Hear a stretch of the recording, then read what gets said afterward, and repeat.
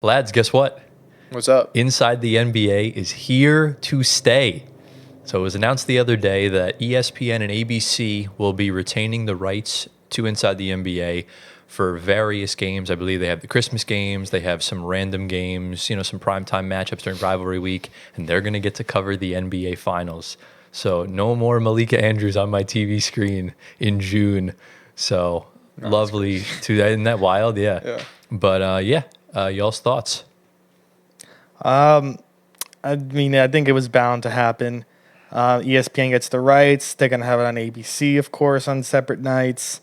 I just hope they're able to do the same things they do right now on TNT, and ESPN doesn't corporate the show and make it more professional because it's what they do.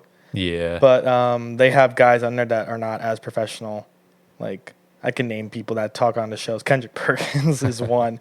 The guys on the NBA today, there's, the guys rotate in, but yeah, they got to keep the show the way it is. They could, of course, low-key just put the ESPN cameras in the studio and just keep it the same. But I don't know if that studio is in a TNT building or it probably is. It is, yeah. It's the TNT studios in Atlanta. So but they're going to have to get that set incorporated into ESPN somehow. They got to keep the big board. They have to. I think they'll keep the same branding, just change it from TNT to ESPN. But are we going to call cap on him for saying it was bound to happen? I think we have to. I don't think it was going to get canned. No, it was supposed to go. It was supposed to go away because TNT lost the rights. I think maybe they weren't going to do live shows. Maybe like recorded episodes outside of national TV. If any place that was going to get it, ESPN is hands down the first spot. That they have a collaborative deal with Turner. So correct, yeah. But I know there's some beef with Shaq because his contract expires at the end of this The year. show, they said in the fine print that Shaq's going to be included in the show, so I'm pretty sure he'll be there. But your thoughts, Gio? My thought is, I don't want to start off the episode with hate. Okay. So yeah, definitely. I'm just gonna pass on that. No, what are you gonna say? Okay, I was gonna say that it's time Malika Andrews gives someone else a chance. I mean, she's still gonna be hosting NBA Today. Oh. Yes. Okay. So it's just not as much, but at least not during the NBA Finals. Just give someone else I think they should have given the NBA host job to Shanae, in all honesty. Yeah. But thing is, ESPN, it's like entertainment and sports something network. So entertainment is what they try to do. Yeah. Hence why, you don't see much analysis anymore. Yeah. Hence why Adam Silver the other day said ratings are down. Oh. Gee, I don't know. Maybe because there's like illegal streams everywhere. Right. There's all these they're showing the same 5 teams on national television, and it's the dumbass analysts on TV that are just like spewing ridiculous shit. Yep, and how about make League Pass free, Adam Silver? How about that? That'd be I'll nice, get into that. Gilbert Arenas said on his pod that I don't know a quote, but he said, well, what do you expect? You have every game on 30 streaming services. Yeah. And now going to Amazon and NBC, you're making it a lot worse. Well, you're adding more streaming services too. I would argue that it's a little bit of both because there are people that have Amazon Prime, they have like Netflix, and they have whatever, or in Peacock, and they don't want to pay for League Pass because it's ridiculously overpriced. Exactly. So that I think is a little bit better, but the fact that the Denver Nuggets had to make an exclusive deal with their local TV channel to have like 20 home games on, because you have to pay for the Altitude Sports Network to watch Denver Nuggets games. Yeah. So it's kind of stupid that it's gotten to this point. Thankfully, where we're from, the Nets and Knicks are on free television with cable. Yep. So yeah, I mean the NBA. We are. The NBA, of course, needs League Pass, but they have so much money they could make that shit free. And it's only in the United States, I believe. You can't watch it outside. No, which makes no sense. But it kind of is what it is. They could make League Pass. They really should. Free. At least ratings will go up if they do that. If they make League Pass free, ratings will go up. But even if you cut the price of League Pass by half, cut it. It would be so much of a or difference. Incorporate it with an ESPN deal, like a bundle. Yeah. Well, the problem is ESPN has their own premium network, so they're not going to want to do that. Then they're going to put games on ESPN Plus, and you're going to have a whole other world of problems. You could definitely connect it with Peacock or Amazon Prime. That's what they're going to do. Yeah. So that's kind of what it is. But yeah, I'm glad that Inside the NBA is staying. It's going to be good. I just really have a bad feeling that ESPN is going to do their typical thing and just have barely any talk and just go with like 50 commercials every 5 minutes. Yikes. And that's one thing I don't like about the ESPN halftime and post-game stuff. It's just they barely talk. And the stuff they do say doesn't really mean much. Yeah. So that's why I really like enjoying like the 1 a.m. yap sessions with Charles Barkley on TNT. It's great. Yeah. But Hey, look, they got to make their money. Commercials, exactly. you They know got what to I make mean? the money. We're glad that it's back, and this won't be the last time we'll see them this year. So that's good. So I guess we'll just segue into everything. What's going on, everyone? Welcome to episode number 32 of the Floor Spacer podcast. Tyler Schwartz, Anthony Cavino, and Giovanni Squitieri coming at you from the studio once again. Lads, how we doing? Good. Doing all right.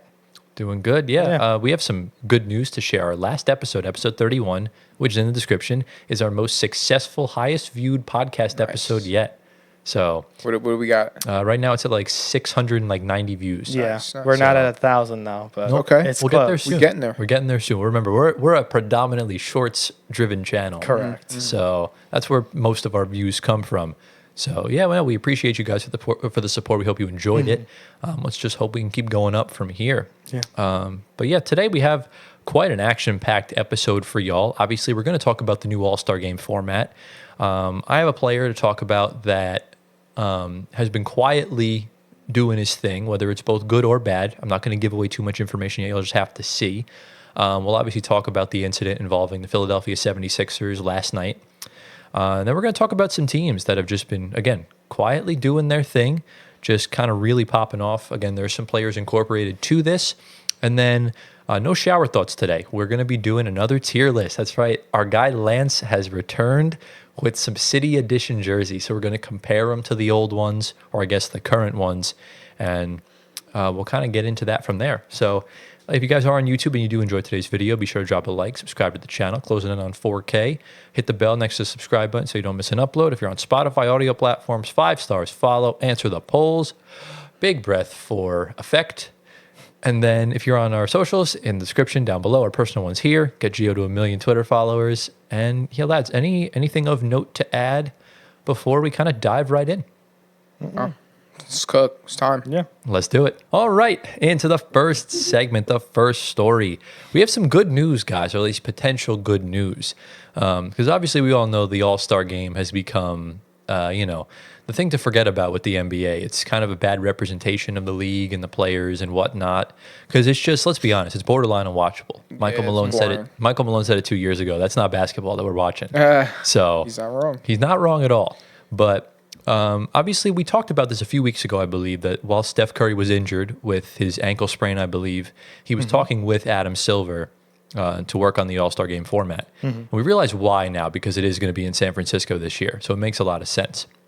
And Shams Charania had tweeted out a couple days ago that the NBA is working towards a new All-Star Game format. And I think they might have heard our shower thoughts. They did. I think they definitely did. Tuned in. Because it's now going to be tournament style. However, it's not 3-on-3. I'm very sad. Okay. That What would is have been it? sick. So the new format is going to consist of 4 teams of 8 players each. Only 3 of them are going to be NBA All-Stars. The Okay. 4th team will be whoever wins the Rising Stars game, Ooh. which is the same format as the All-Star game. So they're I kind of like just that. duplicating the process there. Yeah. Curry also had the help of various All-Stars to help change the format, which isn't surprising considering, the players don't want to have a bad rap for that weekend because it really is for the fans. And if you're not taking it seriously, you're doing the fans a disservice. And then we also heard some news that they might be adding to the Steph versus Sabrina 3-point contest by adding another player to each team.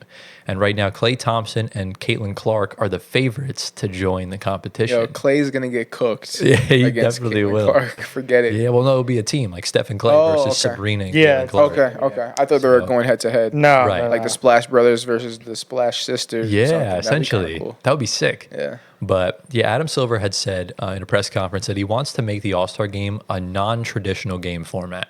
Okay. So yeah, like I said before, 8 teams each, 8 teams of 3. Presumably they'll be draft style. I don't know how that's going to work yet.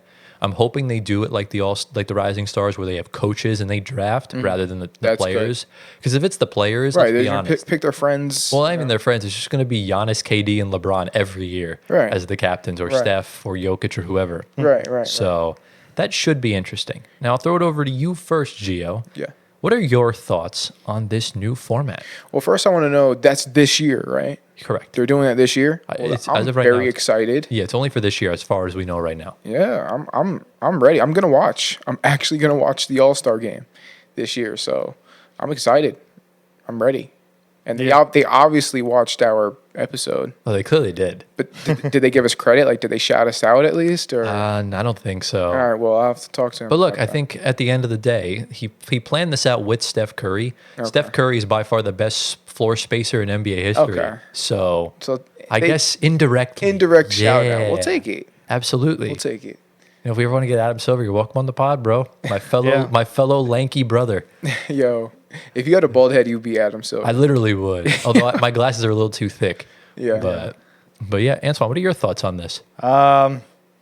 It's definitely good. I like the Rising Stars being included in that because there are a lot of good players in Rising Stars that aren't All-Stars or one-time All-Stars. Exactly. I always watch the Rising Stars game. I always find that interesting. Maybe because I like watching the younger guys because they're like up and coming and just something new instead of watching the same All-Stars every year. And the game matters too for them. Correct, yeah. Because they're also kind of making a statement for themselves. Yeah. I'm interested to see. You said 8 teams of 3. 3 teams of 8. 3 teams of 8. Okay. Yeah. So, and they're all going to be all-stars on those 3 teams. Yes. 3 All-Stars, right? No. 3 teams of of all 8 NBA All-Stars. Got it. 8 All-Stars. So there's going to be 24 All-Stars total. Got it. Which I believe is an increase on last year. I don't know how many there were before. But I'm pretty sure there was like 22. I'm pretty sure there's either 22 or it might have been 24. I don't know exactly. There's going to be 11 or 12 to a team. There's going to be 8. There's going to be 8 players on each team. So there's Well, only yeah, 3 but bench when players. before East and West, it was 11 and 12 to a team. Correct. Yes, there was the starting 5, and then it was like 6 or 7 reserves. Yeah. I love it. I think it's a new era of All-Star game. Of course, they could obviously see if it works. If not, then try something else. But if they already know what they want to do this year, I would just roll with it, get the fans more involved, and added a seats during the All-Star game instead of having them sitting, sleeping. Oh, interesting. You said get the fans out of their seats. Exactly. Yeah. How are you going to do that? Well, the good standing up. The good news is that next year the All-Star Game's going to be at the Intuit Dome, and we know that with that arena, that was Steve Ballmer's goal, was to make sure the fans were engaged. So hopefully they're doing something next year with that to keep them entertained and everything like that. They're going to do a lot of stuff. That's why I'm glad they're having it there. That's why I kind of hope once the Las Vegas team comes around, I hope they move the tournament final to the Intuit Dome. Yeah, Because I think that's going to be important. If there's any fan at the All-Star game standing up, clapping, or cheering, they're drunk or they're just really happy to be there. But no one is out of their seat, clapping, going nuts at the All-Star game. They're either snoring, stuffing their face with food on the phone, just looking around the arena. Yeah. Oh, look, Steph made a shot. That's literally what's going on. Back to the 'cause, doom scroll. Look, I've experienced this. I went to the Pro Bowl back in 2017, and the game sucked. Yeah. It was like all the event stuff prior, like they had it in Disney. Yeah, it was just the event stuff was fun. You know, they played flag football. There was just a bunch of fan stuff, everything like that. And you know, when it got to the game, it was just boring. It was cold. It was drab. It was dull. We left at halftime. They ran out of food in the first quarter. That's bad. That's bad. Wow. So Okay, that is pretty bad. So now they got rid of the Pro Bowl. So I mean, yeah. So let's be honest. The Pro Bowl was much worse than the All-Star game. I don't think there's ever anything worse than the Pro Bowl. they were The both- Pro Bowl Pro Bowl's is pass. bottom tier. They were Terrible. both because you have all the alternates going in, and not because the Super Bowl's week after. Yeah. Well, no, they So you know, No, it's not they used to even have that. it. They used to have it afterwards, but the Pro Bowl, like, there's no kickoffs. There's like no Yeah. blitzing. It's just Yeah. like is anything unlike the game. Yeah. With the NBA, obviously, it's different, but it's just the way the All-Star game happened. Like, you had Jason Tatum and Jaylen Brown playing 1v1. Right. And I was just like, we don't, you know, that meme of like Shaq, like, oh, brother, we don't want to see this. Like, we don't Yeah. want to see this shit. the NHL was first to change up their All-Star game format, which is now greater. Baseball's always been the same: home run derby, All-Star game. It's the baseball ones, obviously, Yeah. the players actually try. Yeah. And I give them There's, credit. you know, there's no. and the best spectacle All-Star game wise is the home run derby. Yeah. I don't think nothing beats. There's that. no risk for the baseball players, so There is. obviously You why? can, you can still get hurt. You can get hurt during obviously. the Yeah, but the odds are way lower. Odds are way than lower, Basketball yeah, or correct. football. Yeah. So it's interesting, but yeah, it's kind of the gist with the All-Star game. We hope it's good. I think we're all for the idea, and you know, at the end of the day, we'll just have to see what happens when they're all on the floor in February in San Francisco. So Lads, any final thoughts regarding the All-Star game before we move on to the next segment? Let's go. Let's do it. All right, into the next segment, the next story. This happened actually earlier today, so we're kind of getting a fresh, authentic reaction to this. And Antoine, just let us know what's going on. It's regarding a specific team in the city of brotherly love. Yeah, there's a lot of drama in the city of brotherly love, specifically between two players, two stars of that team, one that is playing, one that has not played in a decent amount of time. I'm not shocked by this because I'm sure the friction involved with this horrible start was going to boil over, and it did. So Philly lost to Miami last night, 106-89, and they held a team meeting right after that game. And Tyrese Maxey was very vocal in that team meeting, specifically towards Joel Embiid, going off about his tardiness to team activities and being late for everything in all quotes, which I'm sure is correct and doesn't have to be in air quotes. Probably he is late to everything. Yeah. He wouldn't be saying it if he wasn't. So. And how that impacts the locker room from other players to also the coaching staff. Embiid and Maxey also apparently have a close friendship, and they always hold each other accountable. That's so good. With one another. But I don't know how heated Maxey got. From what Shams said in his article is that Maxey was really heated towards Embiid and setting the standard for this team as the main star alongside Maxey. But I also think Maxey has the authority to take charge because he is the second star and is paid handsomely by the 76ers as well as Embiid. So I think he has much of a voice as Embiid does and is holding him accountable for what's going on.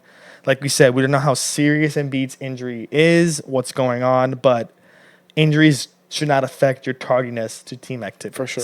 Right. That's, I think, the main point here. Yeah. What does it tell you about Embiid that he's late? What does that tell you about him? He's not motivated. It says a lot, to be honest with you. And a big thing is motivation. I think a lot of it is a lot of what I've been saying about Embiid is warranted. And I've gotten my fair share of criticism, both on the pod and on Twitter, just for my personal feelings about Joel Embiid. And this doesn't surprise me whatsoever.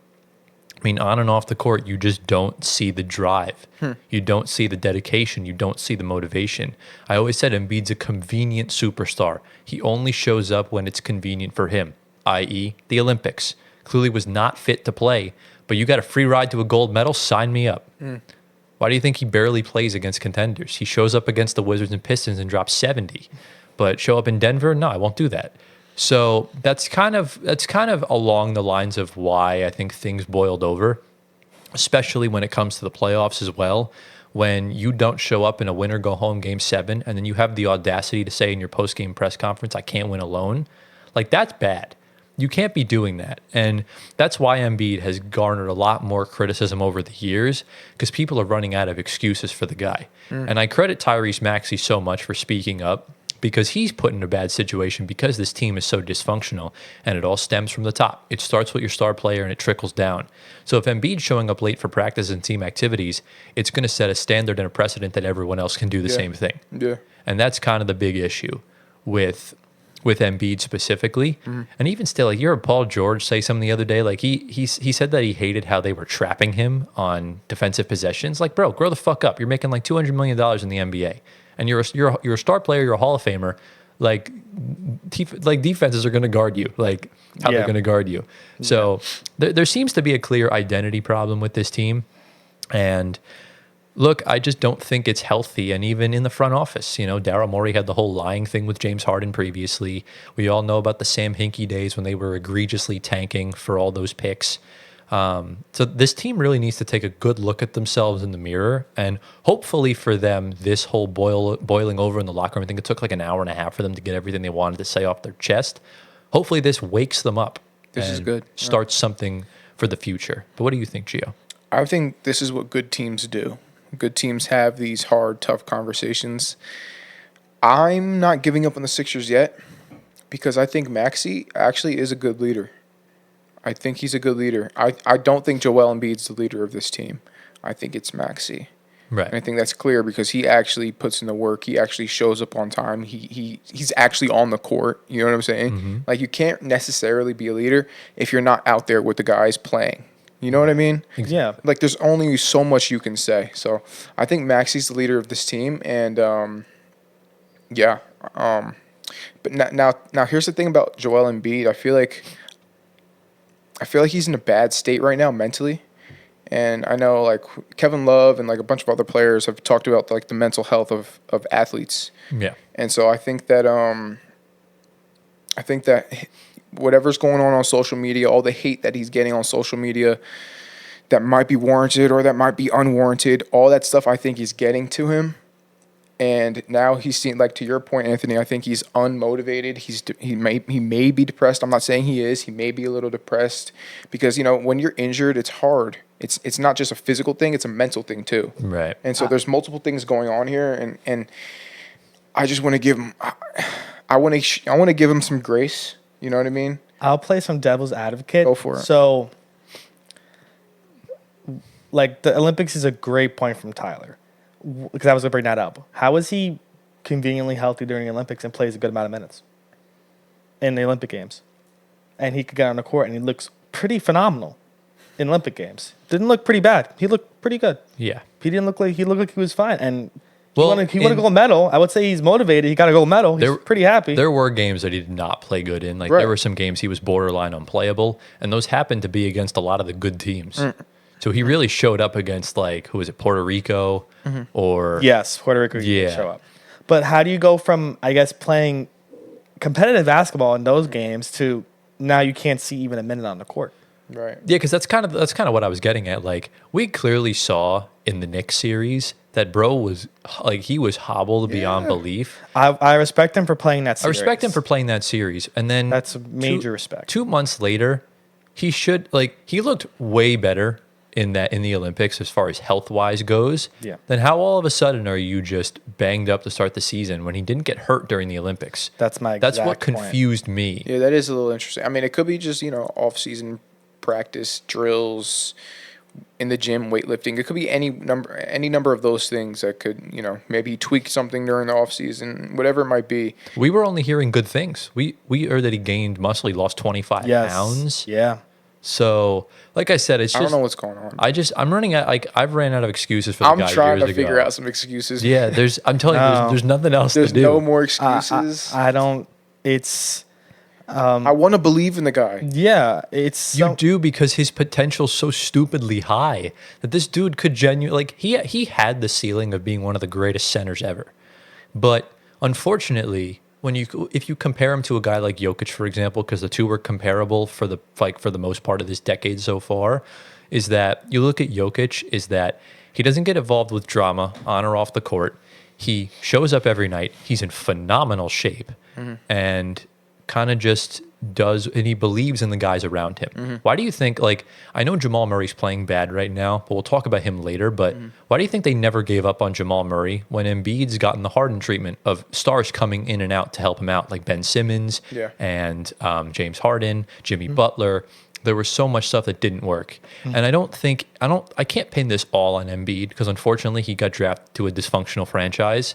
So a lot of what happened with him is at the fault of the Sixers. But at the end of the day, you know, there are some well-rounded guys on that team, like Maxey, for example. Right. And, you know, it just is unfortunate the way things transpired in Philly over the years. But Maxey also, he plays through some injuries. yeah. And he's still at full speed running up and down the court. Well, so Maxey's also in a much easier situation to play while injured. Embiid's 7'1", 290. It's a little difficult. So I hope Paul George had some say. He's the main vet in that club, in that locker room. And if he's complaining about getting defended on when he's been defended his entire career, it's nothing new for him. It's like these guys are playing defense on me. the main vet, Hello? the main vet on that team was the one who actually started the meeting. It was Kyle Lowry. Lowry, I like that. Sorry. Okay, he's a leader for sure. Yeah. Oh, excuse me. The only thing I will say that looks phenomenal for them is Jared McCain. Jared McCain looks good. That's the bright spot with Maxey being out. Of course, you want him back, but McCain's filling in handsomely for them. Yeah. He's knocking down threes. He's His smile's lighting up the arena. His bright smile. But I've always been a fan of Jared McCain. Yeah. And I think his success is warranted. Yeah, he's for cooking. what he does. So, yeah. That's just kind of as far as the Embiid situation goes and the Sixers. Do we have any other things to add or any final things we want to say regarding Embiid and the Sixers situation? They're in a pretty deep hole. I think they blow it up at the deadline. Oh, Okay. That's your prediction. My prediction is Embiid comes back and this team contends for the finals. I feel like any team struggling, They're in a imagine deep hole. You just think everyone's going to swap. They're in a deep hole right now. They're in a deep What's hole. their record right now? They're 2-11. Okay. They're in a deep hole, but remember, it is the East, so you don't really have much ground to make up. Yeah. I think they get through the season with this roster. I could easily see Embiid getting traded in the offseason. Ooh. There's no need to trade Maxey. There's no reason to trade Paul George right now. Right. Or McCain. Any of the young guys. Right, yeah. I think of course not. Embiid just needs to take a look at himself in the mirror and regroup. Yeah. And I don't really know what is possible at this point with Philly. I genuinely can't see this team winning a championship with him as the first option. Never have and never will. Yeah. So for Embiid's sake, I just hope he can figure things out. Yeah. Because he has too much potential to be this poor on the floor and off the court and everything like that. So, Yeah, I don't know what it is, man. My MVP is going through it right now. Why is that your MVP? You picked I never Jokic. understood. He's my MVP. You picked him this year? No, but picked before Jokic. I said I always told Tyler stop talking about my MVP like that. yeah. He's going through it. Send your condolences. Yeah. He didn't die. No, he didn't No, die. just I understand the Kawhi and Embiid injury the history. It's two different things. Like I'm sure Embiid's in a state of where he's probably done with everything in his body related to injury wise, and he just wants to play. But like Tyler said, he's a convenient superstar. Maybe he doesn't want to play as much as he says he wants to. Yeah, I don't know. But Yeah, bro needs to figure it out.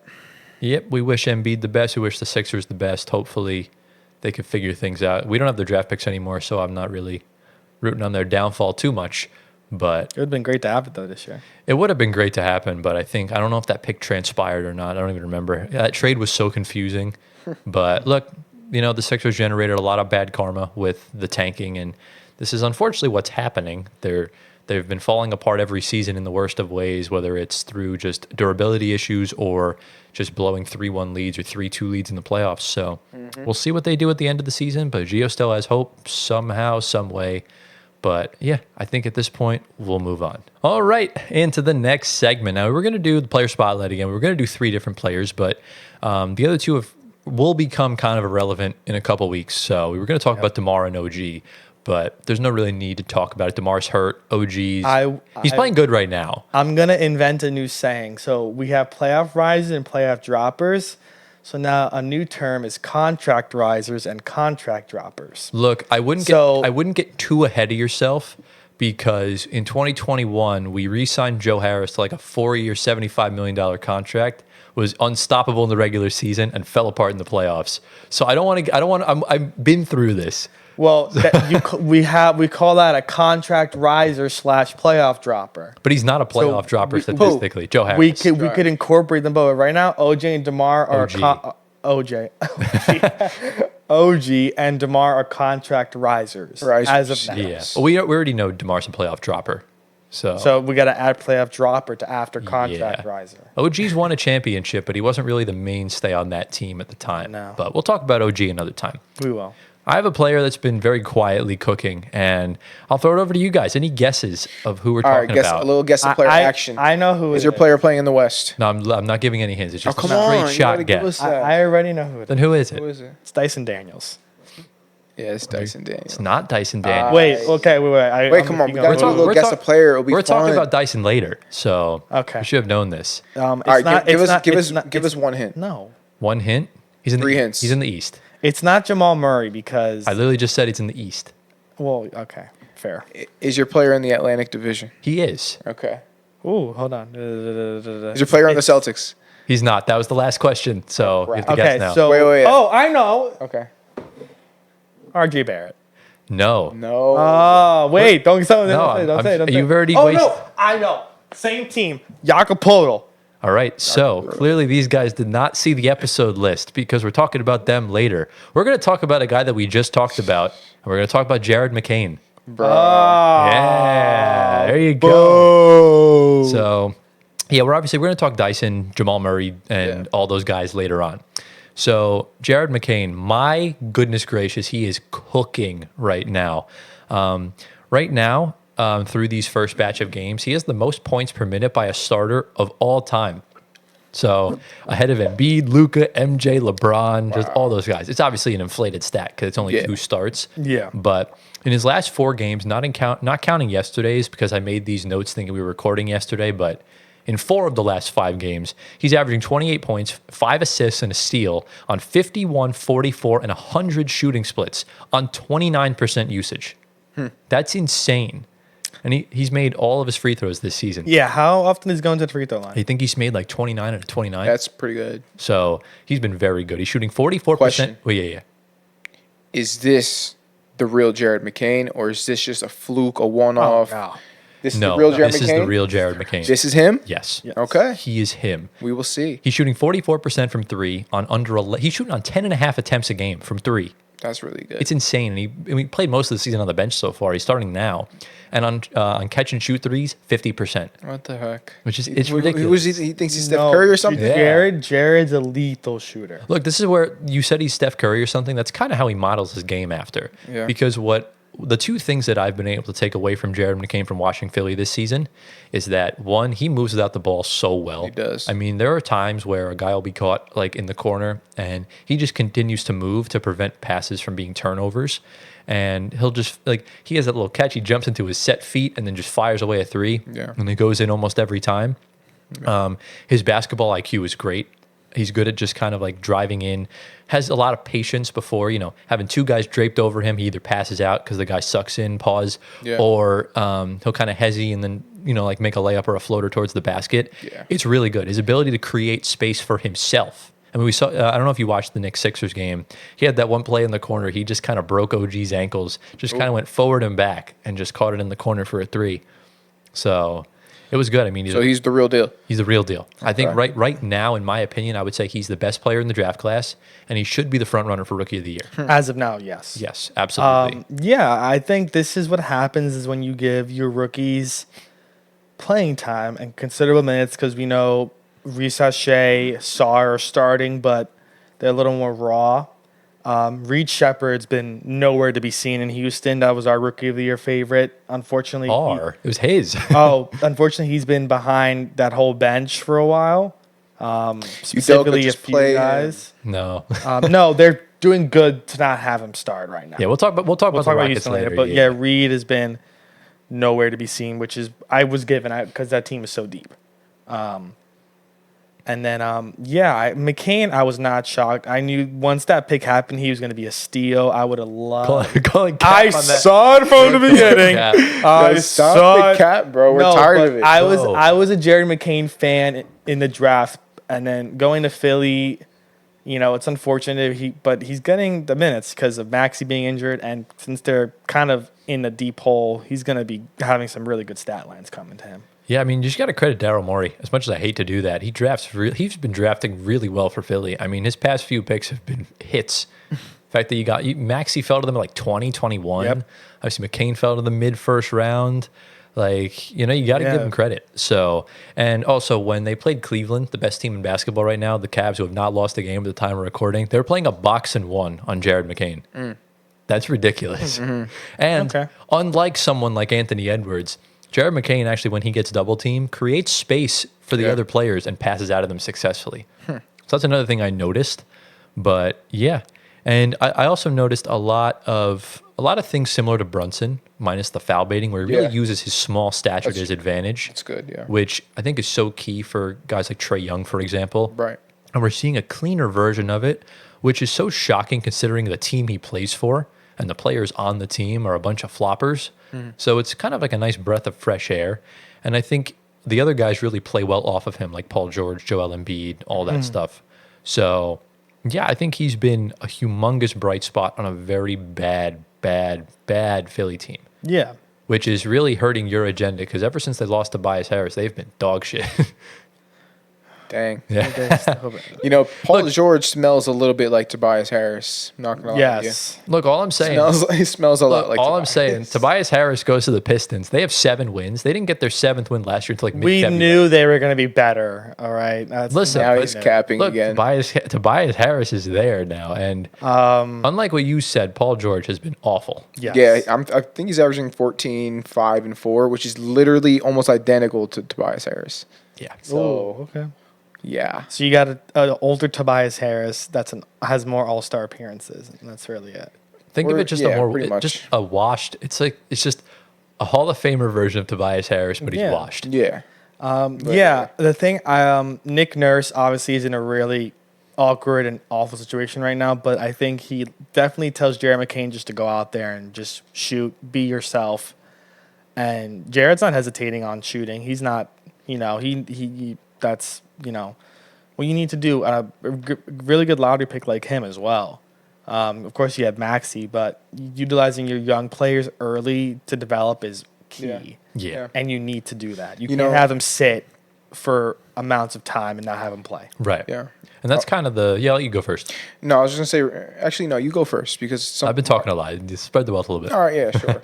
So I was going to say, I think basketball is very different from other sports because in basketball, you kind of want a young player to go to a not so good team. Yeah. So they get opportunity to go out there and play well. Meanwhile, in other sports, like for example, football, you kind of want your player to be on a good team, or you kind of want that young player to develop on a good team. So it's like kind of like completely different. And I think Philadelphia being not so good this year is actually working in Jared McCain's favor big time. I feel like if Philadelphia was like a top contender, I don't know if he would have much say in that. So then explain the Wizards being so bad, and Alex Sarr looks horrendous. I mean, Well, not Alex every Sarr- draft pick's going to hit. yeah. But And Alex, yeah. to kind of push back on what you're saying, it really depends on the situation because there's 3 different types of situations there's 4 different types of situations with draft picks. You're either a top pick and you're on an ass team, so you're gonna just produce Right. like Cade Cunningham, for example. You have your really high touted prospects on stacked super teams like Cam Thomas when he got drafted, where you're just not gonna crack the rotation, Exactly. just like Reed Shepard kind of now, even though Exactly. Houston's not a contender. You have your Christian Browns, who are just made to just be an elite role player, and you go to a contending team and you immediately get into the rotation. And then you kind of got your guys that are just not that good. They kind of go in late, first round, second round, and they kind of just get thrown into the rotation, or they're on 2 ways and they kind of bounce around the league. Right. So Jared McCain was in the Cam Thomas situation, but he's now in it's like a Right. Cam Thomas, Christian Brown type situation. But Right. right now he's producing like a Cade Cunningham. So it's kind of a mix of everything because Philly doesn't know what they are. They want to be a contender because you have Joel Embiid and Paul George, but at the same time they're playing like the 2024 Pistons. So like make up your mind. Like, what do you want to do here? Right. But And what I'm saying is that works in his favor. exactly, it's going to help him out more. Right. Just like us blowing it up helped Cam Thomas. Exactly. So Exactly. I don't know. I want to say a tidbit that's not related to this, but I'm sure you guys watched the Knicks game yesterday, but they played the Wizards and yeah, I wasn't watching that. they were up by like 30. I will say the Wizards have Jordan Poole looks rejuvenated, which is Gio's favorite player. What? Kuzma looks awful. Kuzma, yeah. He needs to go, man. He's washed. A player I love that I want the Knicks to trade for is Corey Kispert. Talking into the mic. You're off to the side. Corey Kispert needs to be a Knick tomorrow. That is a lethal shooter on a cheap contract who we need. Everybody else can stay. Didn't he just sign an extension? Yeah, cheap extension. Oh, he was on a team-friendly deal. Yeah, team-friendly deal. You're going to have to get rid of Josh Hart then. That's fine. Bring Corey Kispert in. I don't know about that. But the rookies for the Wizards, I didn't realize how skinny Bub Carrington is. Yeah, his body's not NBA ready yet. And he doesn't tuck in his jersey. He wears his A lot of players do that. his jersey straight out. Alex Bub. He gives no fucks. Alex Sarr looked. I don't know what's going on with him. Amazing. No. Offensively, he looks fine. Defensively, it's terrible. Yeah. Kaishan George looks good. Yeah, and I mean, They're top 3. the Wizards they were so bad last year that there's not much else. You can't really get worse from that. Also, Brian Keefe looks a lot older than I thought he would look. He kind of has like balding already and has a pretty like white beard. I mean, already. Jalen Suggs is like 23 and he's balding already. So Yeah. I guess that's just any age. But Yeah, that Wizards. Genetics, man. that's what happens when you spend years with the Nets, man. It Oh. stresses the fuck out of you. So Stressed. Well, that's some interesting Wizards talk, but it wasn't a really exciting game. Nobody was cheering on their Yeah, no. stands. yeah, I don't. The game really means nothing for both teams because Yeah. the Wizards are still kind of tanking. The Knicks just played a tanking team, so it's Yeah. not really going to be much of a test. And they didn't have Bilal Koulibaly yesterday either. yeah, he's the only saving grace for that team outside of Poole because he's really good and he played with Wemby, so you knew the upside was there. So Yeah. but yeah, not bad at all. Any final thoughts, lads, before we get into the team spotlights? Let's move. Let's do it. All right, into the next segment, the next story, I guess. I mean, we're just talking about 4 teams. We got 4 teams on the docket today, teams that have been quietly doing very well. Some are team-centric, some are player-centric. So anything to say before we kind of dive right in? Let's dive. Let's go. So we're going to start things off with one of your teams, Gio, and that's the Houston Rockets, who have currently won 5 straight games and moved into 5th place in the NBA Power Rankings, which is just insane. I mean, they're 10-4 or 10-5 now, right? They lost because I prepped these notes yesterday, so I don't know how much has 10-5. changed. So 10-5, they're the 3rd seed in the West or the 4th seed in the West, and they're also topped their NBA Cup group. They're only 1-0, so don't get too excited, but yeah, I mean, as far as some statistics goes, if you want to hear them, Sure. they are first in rebounds per game. They're first in total offensive rebounds and Nice. first in defensive field goal percentage. Something that Kat and Mikal Bridges lack very much. Oh, very much. Very much. They're also 3rd in total defense, and they're 3rd in net rating, and they're Wow. 5th in defensive rating.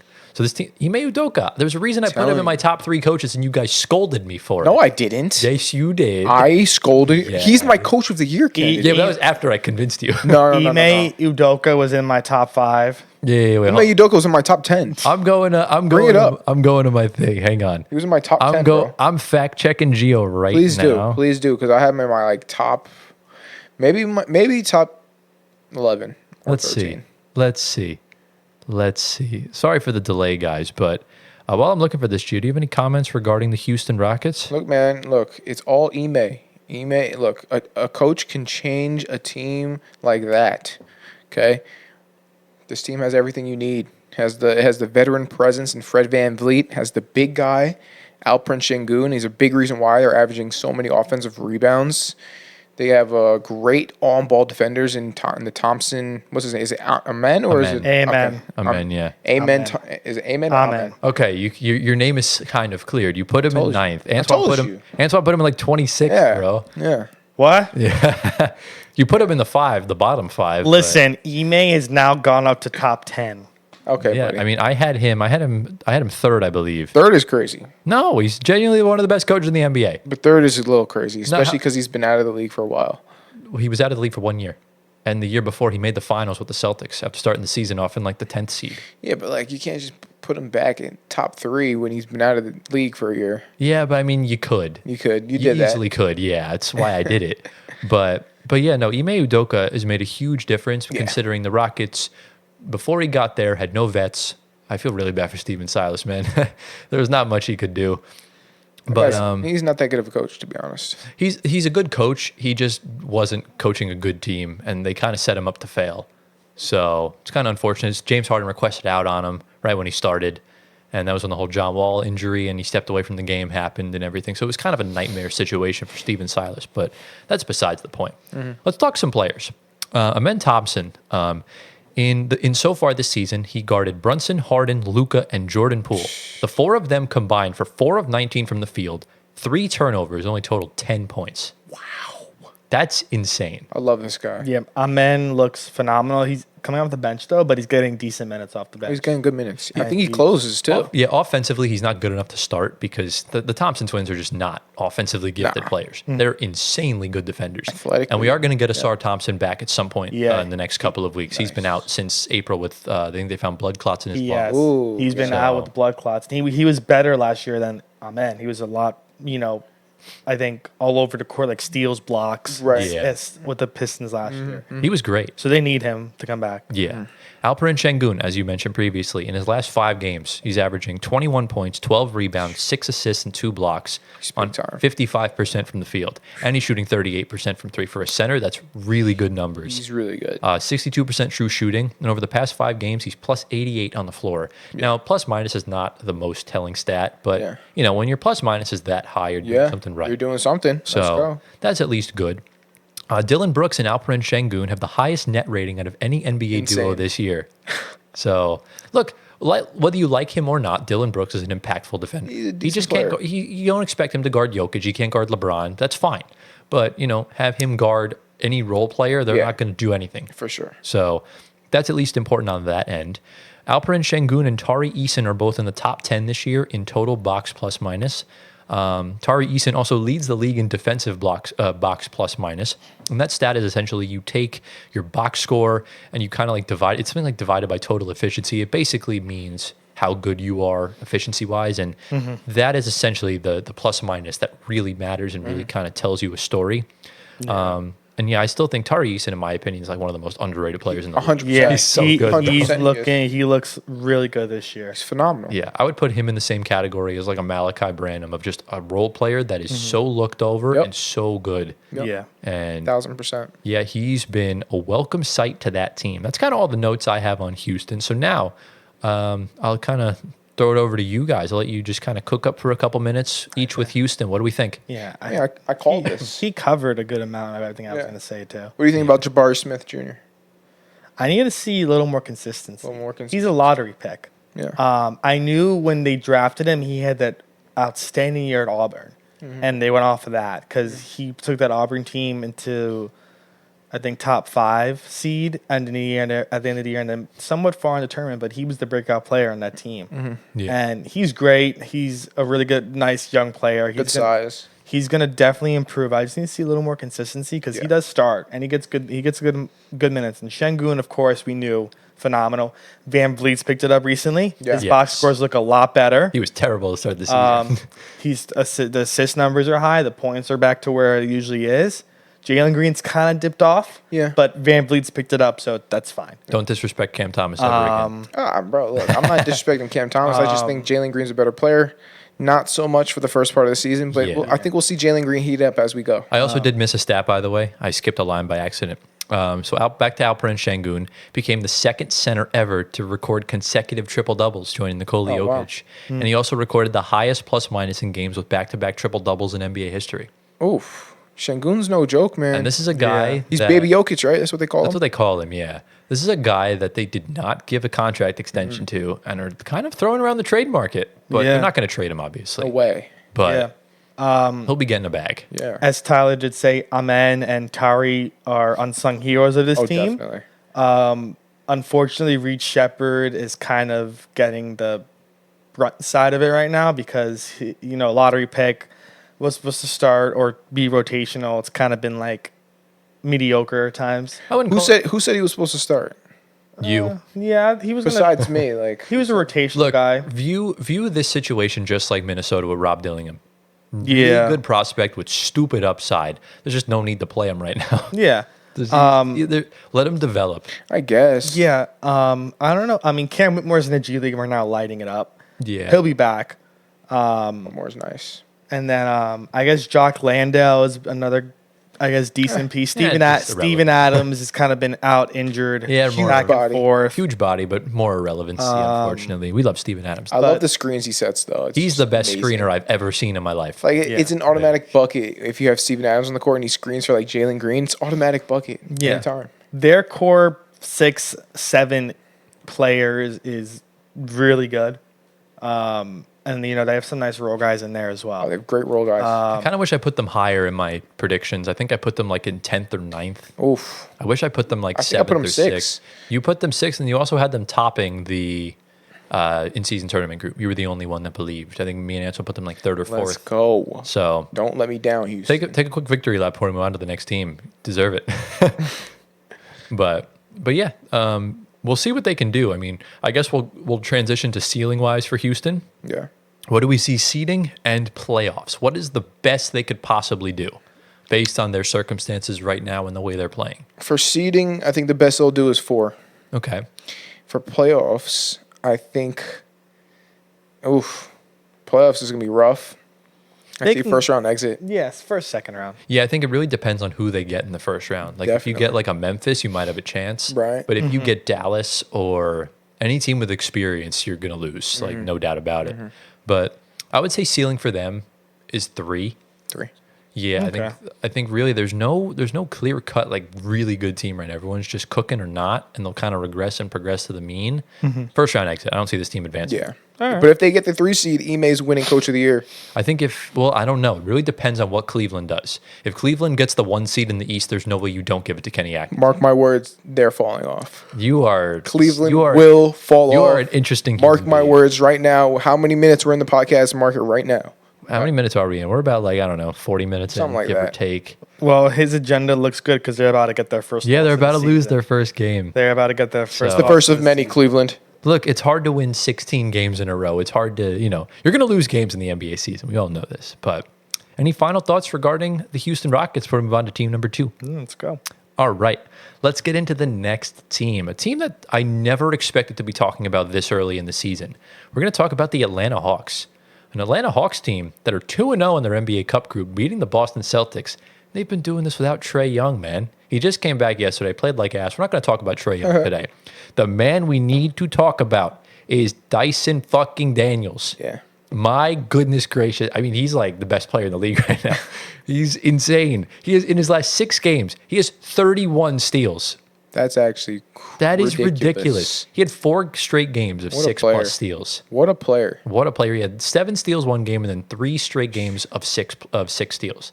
So I think we forget how basketball is 2 sides of the court. It's defense and offense. Like we Yeah. get caught up in the offense, but we forget the defense. He's Thank been- you, Dyson, for reminding us that there's defense. he's been efficient on offense too. Exactly. He's been finding open guys. Yeah.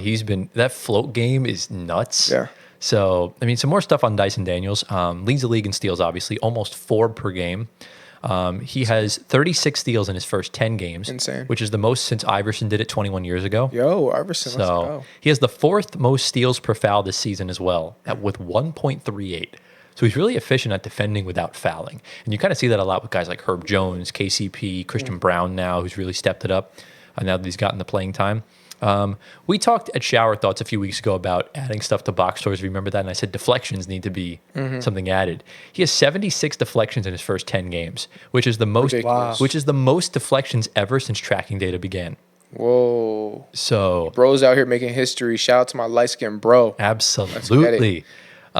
He also currently leads the league in deflections per game with 7.3, and he also is the league leading in total deflections with 88 so far. Sure. He's currently averaging more deflections per game than the last 2 leaders of 2 past seasons combined. Over the past, I think 8 years, Fred VanVleet had the most deflections per game at 4.2, and Dyson Daniels out here with 7.5. That's insane. Nuts. So, That's insane. yeah, I mean, and in his last 5 games, he's averaging 20 points, 5 rebounds, 4 assists, 5 steals, 1 block on 49% from the field. He can't shoot the 3, but you don't need to. You don't need to. You don't need to for Dyson How Daniels. tall is he? Like 6'6"? He's 6'8". 6'8". Yeah. he's big. Okay. He's a big boy. And he's a guard, right? Yeah, He's a he's a guard. combo guard. So he Wow. can do both. That's fire. His ability to get downhill, though, is nuts. Yeah. He just can blow by anyone. Yeah, he's pause. 6'8". He's pretty quick. Yeah, he's you know? shooting 63% from inside the paint this year. Yeah, that's So, impressive.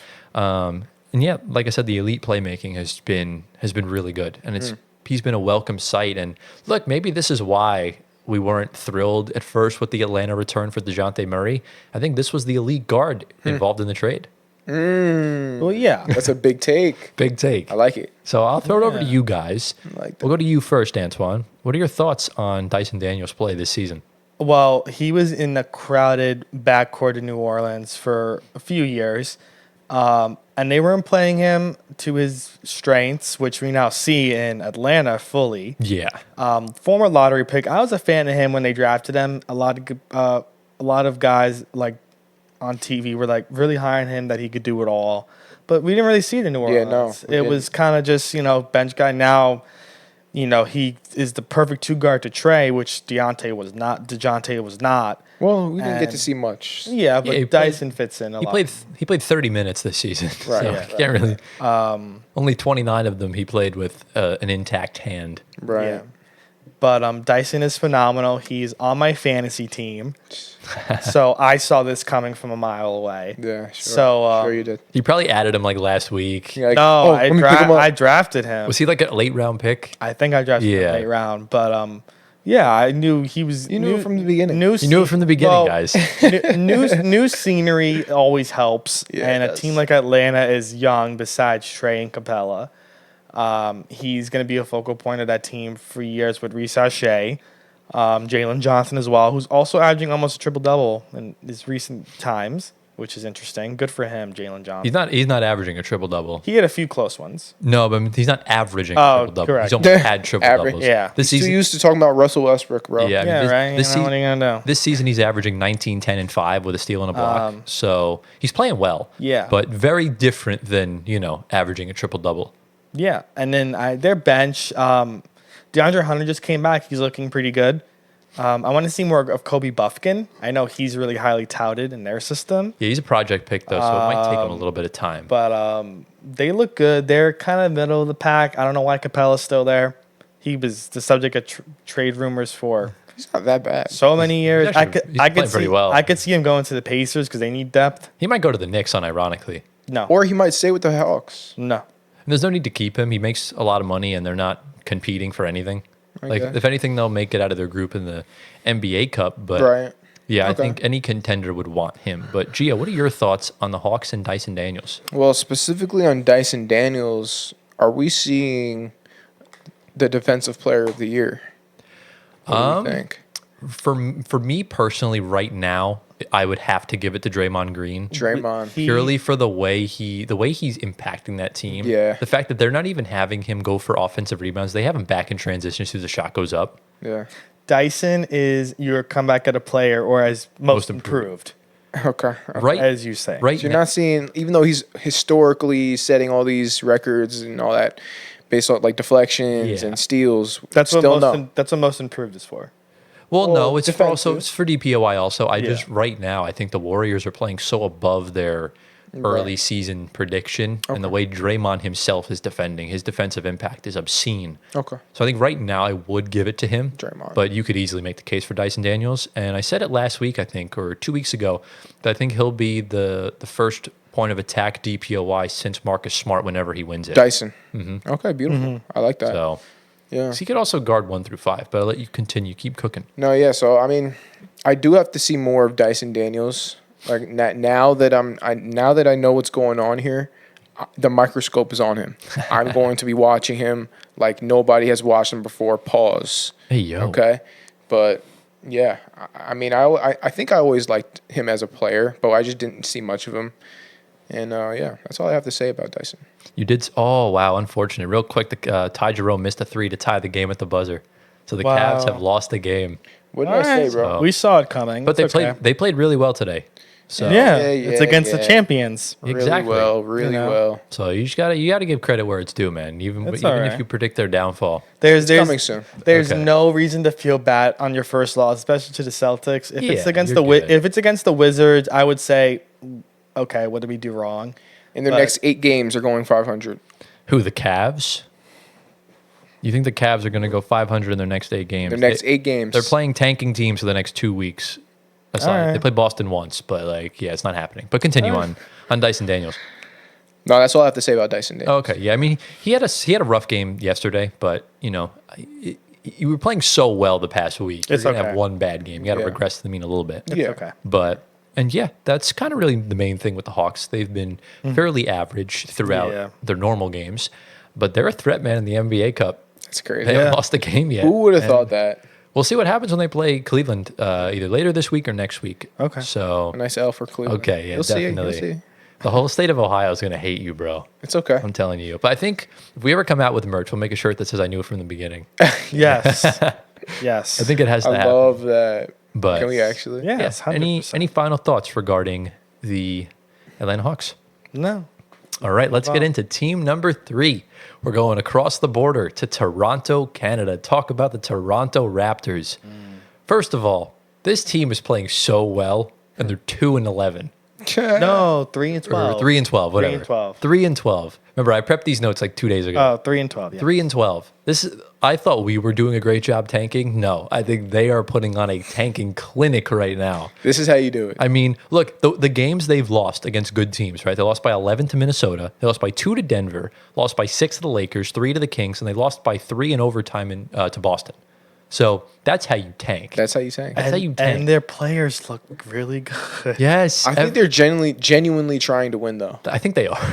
But they're But just they getting just unlucky. have a lot of bad luck. They've Yeah, been you said. like they've had horrible fourth quarter luck because Yeah. teams just randomly catch fire. Yeah. Ever since leaving the New York Knicks, man, RJ Barrett has found himself. He recorded his first career triple-double the other night. He's the first Raptor ever to record a 20, 10, and 15 game. Wow. This season, he's averaging 22, 6, and 7 with a steal on 42% from the field. Wow. He's tied for second most assists in the clutch. And right now, it's the clear frontrunner for most improved player. Yeah. So, just any quick remarks on the former Nick, sir? I mean, RJ was great in New York. I mean, Definitely not great. he had his moments, a lot of criticism. But I think the thing that's benefiting him is that he's back home. Yeah, I think Maybe. home court helps. Also, on a tanking team, he's the focal point along Right. with Poeltl. And Quickly's been out for a little bit. He has, I think, a tear in his elbow, but he'll be back pretty soon. But no, I'm glad. He was too good to be bad on our team for so long.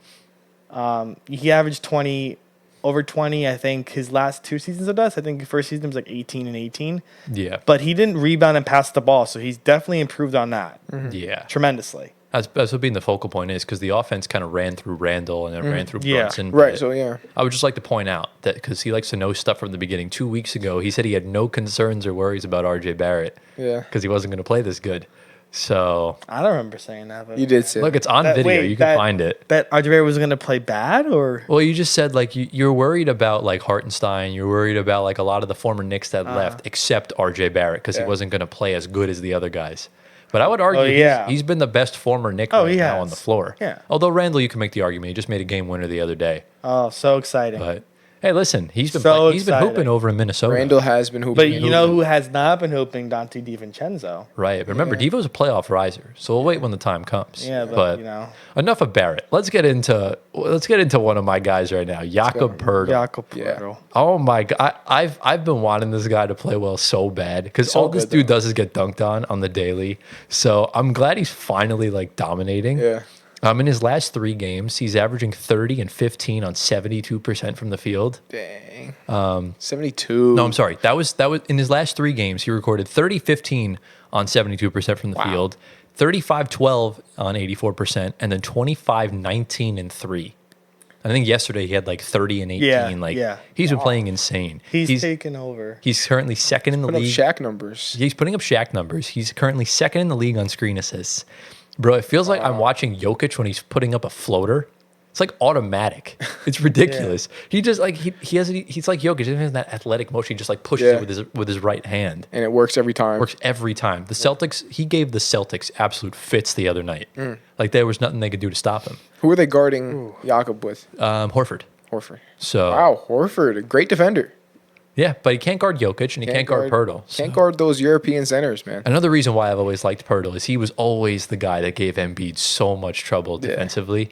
So he's the Embiid stopper. Yeah, he's So a solid player. And he's also the second Raptors center in franchise history to have 2 straight 30-point games.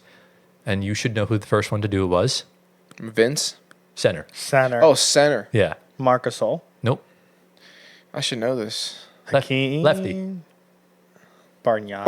Bosh. There you Bosh. go. Chris Bosh. So, but yeah, in his last 3 games combined before last night, 90-plus points, 20-plus offensive rebounds, 20-plus defensive rebounds, and 70% from the field. He's the first player ever to do this in a 3-game span since Shaquille O'Neal in 1994. What did I say, bro? Putting up Shaq Putting up numbers. Shaq numbers, bro. So crazy. Yeah, I got my my Jakob Poeltl glaze sesh out of the way. Yeah. So over to you guys now. What are we seeing from Big Yak, as RJ Barrett likes to call him? Big Yak. I mean, he's taken over for Zubac when Zubac started off the season with ridiculous numbers, and now it's kind of declined. But Poeltl shouldn't decline because Poeltl. Poeltl. Just think of it Pertl. Jakob Poeltl. There you go. Turtle. Yeah, that team is like almost dead last, but the players look phenomenal. They've improved, but of course the record says otherwise. Just unlucky, I guess you could say. But he's phenomenal. I think Toronto drafted him originally and then traded him, and then they got him back, right? He was in the Kawhi trade and then came back over either last year or 2 years ago in the when the Spurs traded for a bunch of picks when they tanked for Wemby. Speaking of fantasy, Jakob Poeltl is on my fantasy team. Did you just pick him up? Drafted him. Oh, okay. I knew it. This seems very convenient. I knew it from the beginning. Yeah, definitely. But really good player. I need the Knicks to hop on that and pick him up. No way. I don't know who you could trade to really like. I don't know. Jakob? I think right now, like if the Lakers don't get him, I would laugh in their face. Oh yeah, the Lakers need him. The Lakers Lakers desperately need need him. Jakob If the Poeltl. Lakers get Jakob Poeltl, that could be scary. Yeah, I Not think. gonna lie. Or if he goes to New Orleans, but New Orleans isn't in a competing situation anymore. But I'm just trying to think of who else. The Lakers really need him. It'll be the Lakers. Yes. Yeah. I think it will be the Lakers. Yeah. Done deal. Yeah, he's a player that I felt like was always like waiting to break out because he started a considerable amount of games every year. Yeah. Not in San Antonio, but Toronto ended at the end of last year. He started for both teams. Yeah.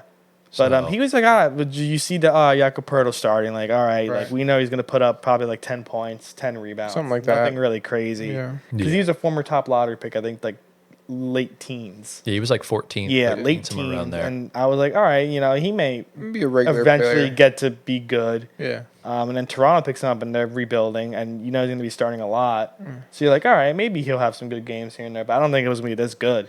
I mean, Fetty, this is a player that Fetty has been super high on ever since he was drafted. So and Fetty is like a future scout.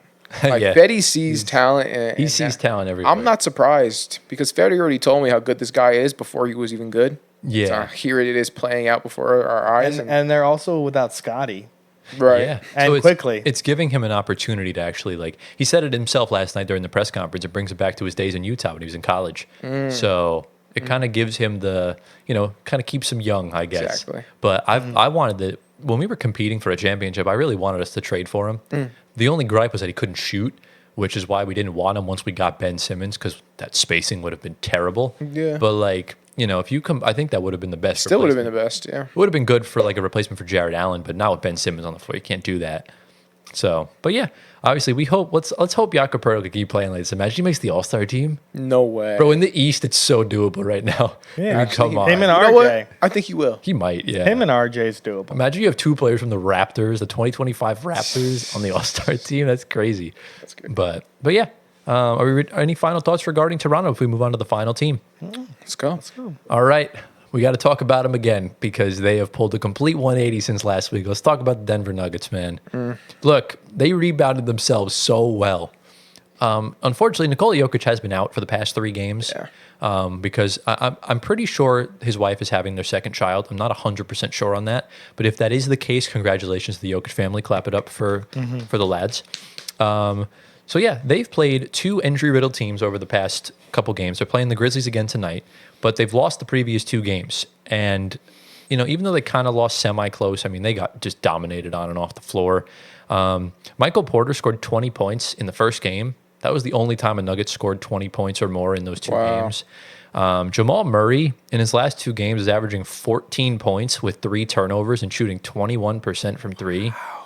So Start Russ. Russ has not been playing much better either. Yeah, I but mean, it's because he's coming off the bench. Marco. Yeah. Trust me. But yeah, I mean, look, this is kind of mainly not so much about the Nuggets because we know when Jokic comes back, he'll be fine, right? Everything like that. We know what this team is like without We Jokic. know what this team is We like know. without Jokic. However, it is very concerning what we've been seeing over the past 18 months from Jamal Murray.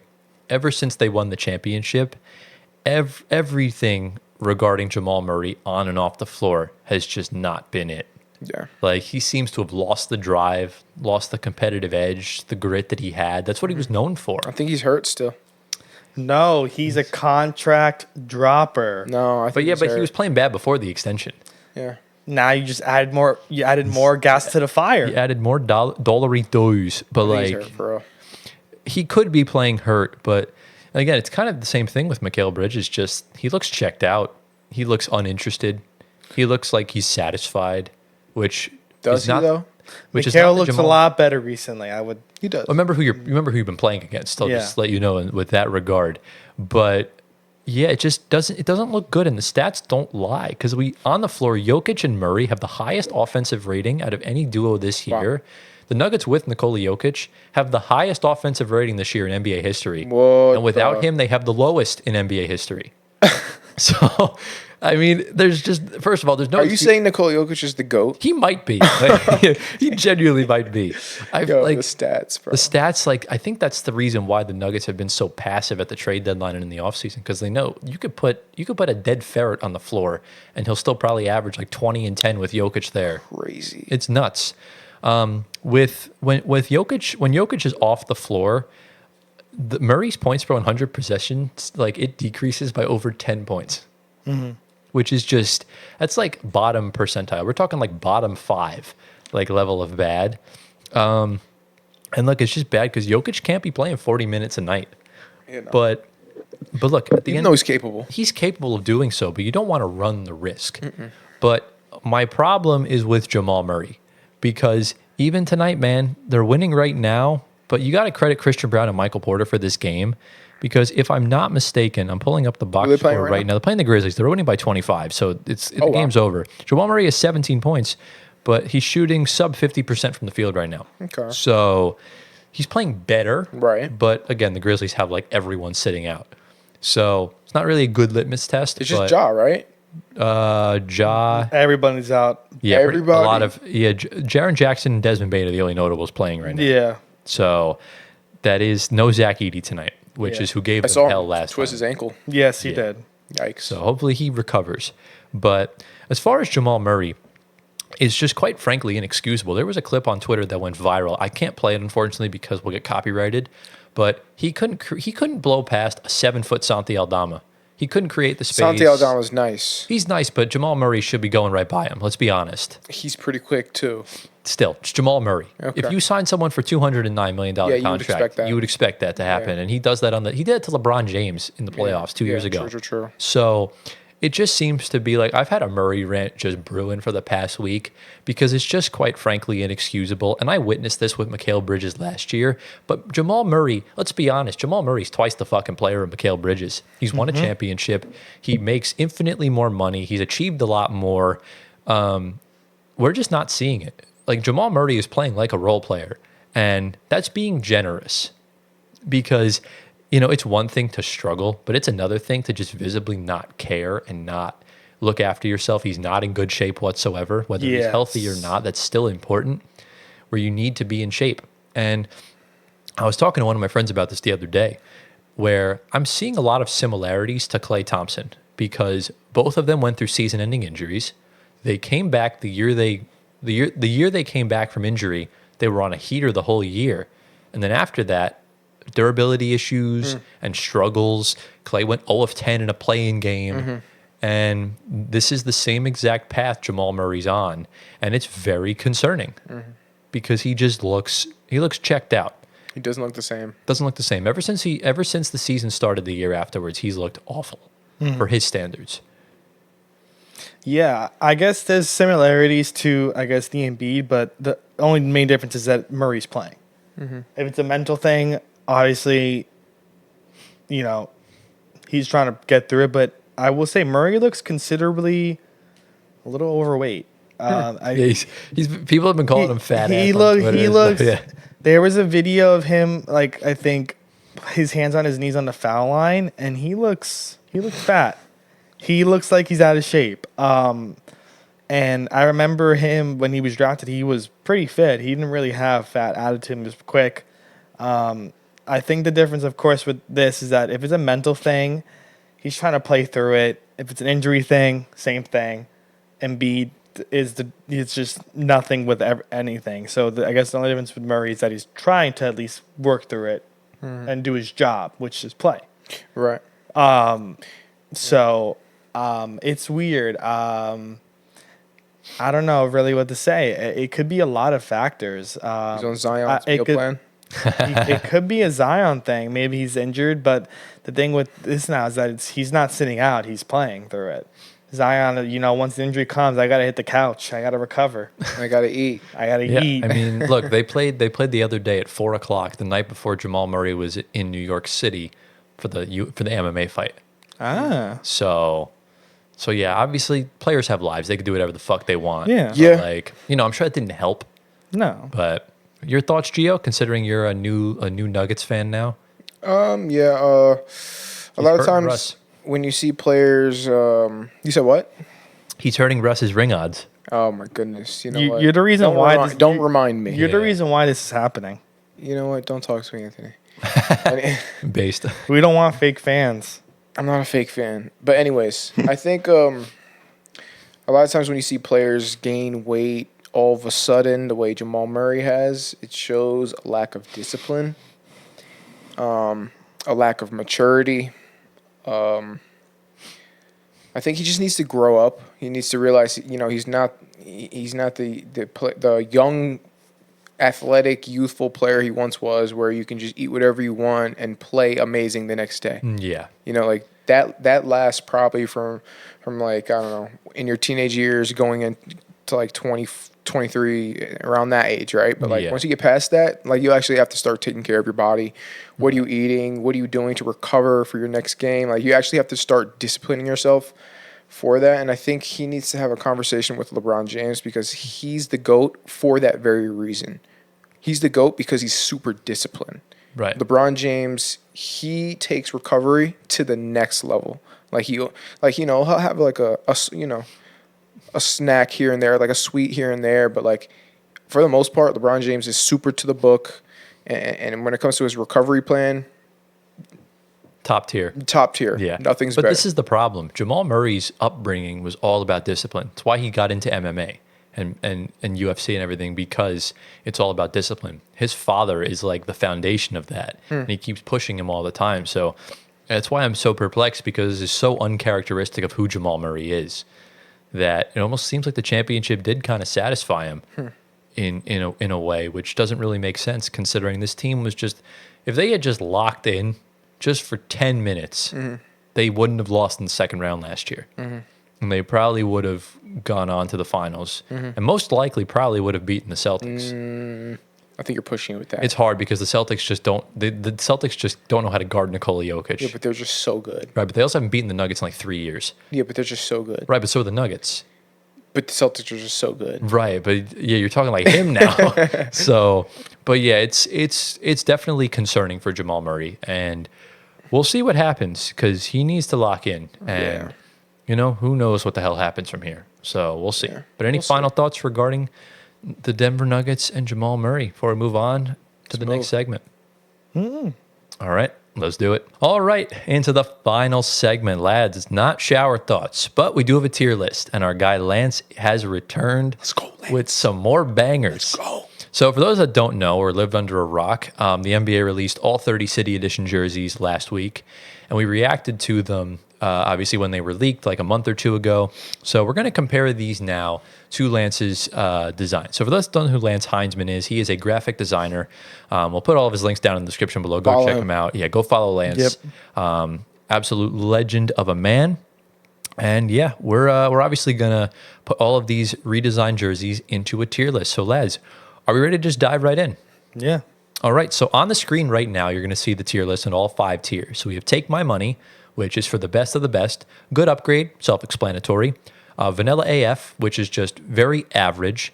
We have Missed the Mark, which means the idea was good, but the execution was not. And then In the Bin, again, very self-explanatory. Now, let's preface this because I know there's a lot of people out there that'll be like, oh, that's mean, putting it in the bin. But like, look, they're all good. We're just comparing it to each other, right? All these jerseys that Lance cooked up are legendary, and we love Lance. So, yeah, and the other thing we also did, he he gave me a description of all the jerseys he did and why he chose the specific designs. I like that. So what I'm going to do is I'll intro each one, and then I'll just tell you what he did and what the jersey looks like. So, lads, are we ready to Let's go? go. Yeah. All right, lads, sit back, relax, all you at home, grab a snack if you want, and let's dive right in. So let's get into the first jersey. We're going to start with the defending Western Conference champions, the Dallas Mavericks. So on the left is the current City Edition jersey the team uses. On the right is Lance's redesign. So this jersey was inspired by the 2023 World Series champions, the Texas Rangers, except it's in Mavs colors. So what do we think of this one? I like it a lot. Simplicity. Very Texas-esque. Yeah. But I also like the NBA's version also. Wait, that's his, right? On the right, The is right his. side is his. And the The NBA is left the side is his. The left jersey. is it. Okay. Correct. Yeah. This is I think this is a good upgrade. a very good upgrade. Yeah, I'm going to agree. I think this goes in good upgrade. Just really nicely done. It's just not something I would buy. I would buy I would buy it. I like blue. I'm not even a do big like fan of blue. blue, but I would buy it. I would buy it. That's the same blue we use for Orlando, by the way. Yes. If you know, you know. Is it though? Yes, it definitely is. You know what? We'll come back to that. Okay. So we'll put the Mavs in good upgrade. We're Yes. off to a very good start. Moving on to jersey number 2, we have the Minnesota Timberwolves. Beautiful. Now, this is inspired by the Welcome to Minnesota sign when you enter the state, but obviously putting it in sort of that dark-esque Minnesota theme in the forest. This is miles better than the NBA's version. I think the NBA's version actually looks better with the number. I though. actually hate the NBA's version. That is disgusting. I still don't like the NBA jersey. Speak louder, sir.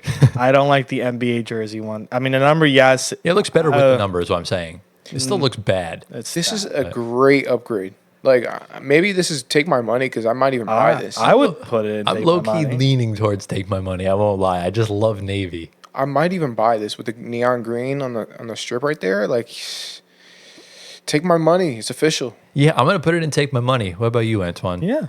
Oh wow. Take All my, right. take my money, So 100%. two jerseys in, we have a take my money. I think this might be a record. This might be yeah. Yeah, That'd be a good list. Can't get better than that. So, yeah, every take my money, we got to clap it up to our guy Lance. Yeah. Well done, lad. Very good. I like So- blue.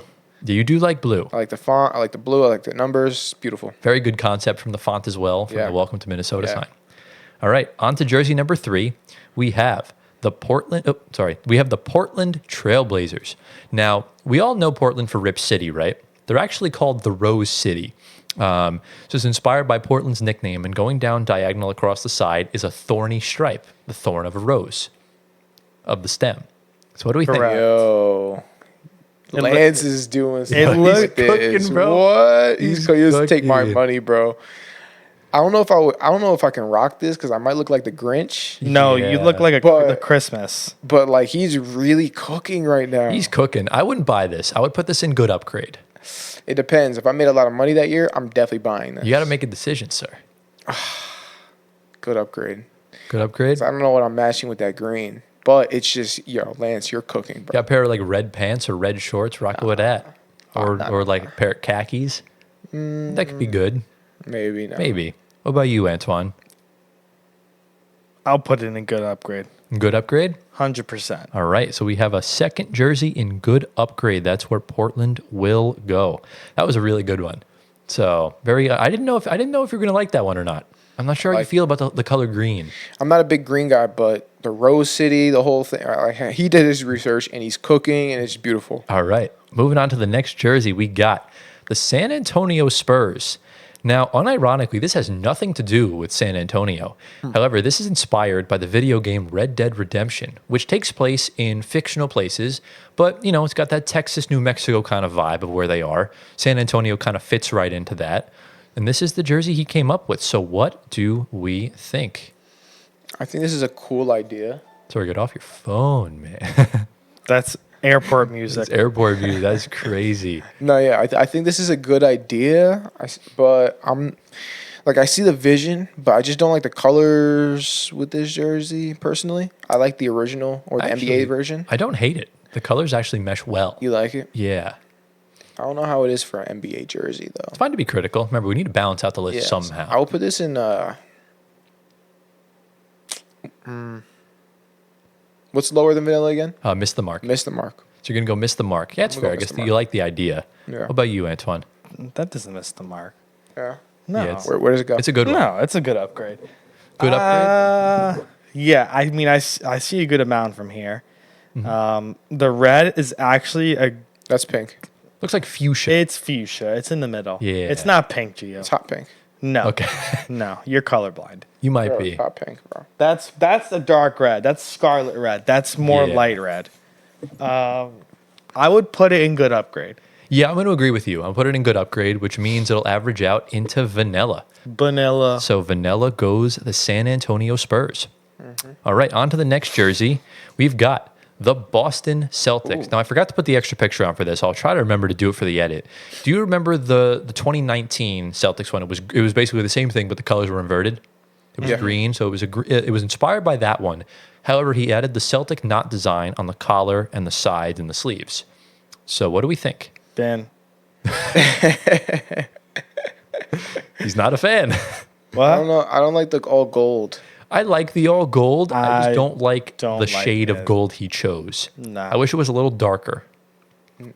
However, I would still put this in vanilla because I think the Celtic knot looks cool. I agree. However, I don't know what's going on with the T in Boston. Yeah. It looks like a J drunk. Yeah. The wrong way. Yeah. So I'm putting this in vanilla. Yeah, I agree with you. I'll put vanilla. You put but it it's big? actually it's way better than the other Celtics one. I'll agree. NBA? Yeah. I we all think know yes. that The one. NBA one looks awful. Like that's just Yeah. They're both So the NBA and Lance both whiffed on Boston. Yeah. Yeah. So, all right. So this means that unfortunately the Celtics will average out to miss the mark. yeah.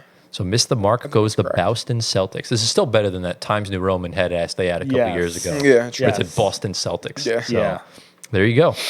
Moving into the next one, we have the Orlando Magic. And Gio, guess what? There's no blue. So maybe you grade this one fairly. This is inspired. I forgot to put the picture again, but this is inspired by the Florida license plates that are orange and green. I'm sure you all know what Florida license plate looks like. 100%. So what do we think? I'm gonna put in vanilla. Ooh. Yeah, I it's, like it's this. vanilla. I'm kind of leaning the same. I wish there was some sort of textured pattern on the jersey. Correct. And I'm just kind of missing that. I understand the O is supposed to be an orange, but that's really kind of all we have a basis of. It's pretty cool. Yeah. It's very creative of him. It's very clean. It almost looks like the Tropicana orange juice. Well, yeah, that's where it yeah. comes container. from. So I think Sponsor us, I'm please. gonna go with good upgrade on this one. Good upgrade? Okay. All right. So it's Even going though to. I do like the other NBA Magic one is also very nice. But Yeah. Okay. yeah. So the Magic will average out into vanilla. Vanilla. All right. We're also, by the way, we're just going to put the timestamps in of just the tier list because it takes me so long to For put the timestamps teams? in of all the teams. sure. in Yeah, it. So that's fine. If you want to find your team, just got to watch the tier list, man. That's all, Yeah, that's all we got to say. literally just watch the tier So, list. all right, on to team number 7. We have got the Memphis Grizzlies. So this, you won't be able to tell it from here, but you'll be able to see when we watch it back when this episode comes out tomorrow. So this is inspired by the music history of Memphis. And if you can tell, the letter M in Memphis is a music note. Okay. I see I it. can't see it from here. It's hard to tell because these guys are like 10 feet from me, so it's Yeah. like not easy to see. It's pretty cool. So what do we think? Clearly not as good as the current one. I think the current one's sick. I think I the like the red one is pretty good. Yeah. I don't like all red jerseys, but that one is I'm not against this one. decent. Yeah. The new one I like too. I'm not hating on it. My only gripe with this one blah, blah. is that the music was only done with the M. There wasn't really much else done. Yeah. Okay. And for that, I will put it missed the mark. Okay. I'll put it in vanilla. I put in vanilla too. Vanilla. Vanilla. All right, so it's going to average out into vanilla. There goes Vanillas. Memphis. On to team number 8, we have got the Sacramento Kings. Now, Whoa. this is all gold. It's inspired by Old Sacramento, which is one of the oldest neighborhoods in the city. And it just kind of brings back the old city roots, kind of, the good old days, the golden days, if you will. So what do we think of It's an this? interesting choice of color. Yeah, All gold is kind of cool, actually. it actually looks really sick. Like honestly, this is kind of cool. This is the gold I wish he used for Boston, in all honesty. But are we judging this based off I- of the off of the NBA jersey? Well, it's a Or are we just judging it just based off of the jersey it's itself? a mixture of basing it off the jersey itself and comparing it to its NBA counterpart. I love the NBA version of the Yeah. Kings, but I think this is super cool. Yeah. Also, so I'll put it good upgrade. I'm going to agree with you. I think it's good upgrade. Yeah. What about you? I think you're fighting over there with the gold. I think there's too much gold. I mean, that's fair. I think there's a little too much. I'll put it in vanilla. For the color of that jersey, because it's the exact same color of vanilla. That's fair. It'll stay in good. No, vanilla is definitely not beige, but A little lighter beige on Yeah. the side. so we'll put this will average out into good upgrade. Yeah, that's fine. So that is good enough That's for why me. I put it in vanilla. So we'll also try to avoid overstacking the tiers. I think we have room for like 11 or 12. Right now we have 3 in good upgrade, so we're chilling right now. On to the next jersey. This is one of the more interesting ones in the set. We have the Miami Heat. Whoa. And this is inspired by the Nice. all-new GTA 6 that is set to debut next year. Interesting. And he's got GTA-style Roman numerals, basically the whole San Andreas, LA vibes, but for Miami. Is the Roman numeral supposed to be the players' numbers? No, it's just, I don't know what, I think it's Miami 905 is the area code. So Okay. that's what it is on the front. So Vice City 905 or 30, wait, yeah, I 10? think it's 905. Yeah, Oh, it no. is 9. X is 10. Or, no, sorry, 3, what? The X, it's 11. Ivy is 4. X 104. I don't know. X Maybe is it's- 10. It's 104. No, see- 305 is Miami. 305 is Miami. But, But- what's the XIV? Yeah, I'm trying to figure out what that is. I'm very confused. GTA 6? No, 6 is HI. Yeah. No, 6 is VI. XIV is, What's XIV in Roman numerals? I don't know. I have no idea. But anyway, so let's just talk about the jersey. Okay. What do we think of this? You go first. I like it because I like the Miami Vice designs that over the past years, and they should have kept that, just made it better each year. The Heat culture stuff just doesn't work anymore. Oh, I figured it out. So there was a mission in GTA called GTA Vice City. It was mission number 14. No way. And that is XIV is 14 in Roman numerals. That's actually kinda- I never played GTA, so I didn't neither. know that. I'm a casual. I like how you put those Easter eggs in here, though. That's sick, Yeah. bro. Just for that alone, I'll put it in good upgrade. It's a good upgrade. Yeah, I would put it in Take My Money, but I can't put something GTA related up there. So I'm just going to put it in good upgrade. And you right. know what? Why not? You're not a Fine fan with of that. GTA? It's not I'm not a fan of GTA. I just feel like there's better jerseys that we're going to see. Yeah, And 100%. I think putting GTA in that category is kind of disrespectful. Okay. All right. So, but yeah, I like the jersey. I think the colors are sick. Goes well with the black. It also gives me kind of Phoenix Suns vibes. Yeah. The colors. And it's way better than the NBA version. Yeah. Yes. Better than freaking 100%. Heat culture, bro. Yeah, Whatever come the hell on. that shit is. No. So, all right. On to shirt number 10. After we just embarrassed ourselves with our gaming knowledge, we have got the Milwaukee Bucks. Now, this is inspired by the architecture in the Milwaukee Art Museum. Wow. And he's kind of dueled it on both sides. Yo, he's popping off right Yo, now. he is in his bag right now. I love like I it. love both jerseys equally, and I will equally buy both of these jerseys. So you're putting it in to Take My Money. Yes. Ooh, I don't know if I put it in Take My Money. Or I will not. This is equally good upgrade for buy me. both of these jerseys. Yeah, I'm gonna put it in good upgrade. I think it's good, but it's not anything extraordinary. No, but it's No, good. like- Yeah, I like the different shades of green. yeah. The different shades of green look good. Yeah. Something that we've wanted Milwaukee to do, and this is actually like a good color, like complement to each green. Yeah. But yeah, this will average out into good upgrade. You guys are canceled. Okay, thank you.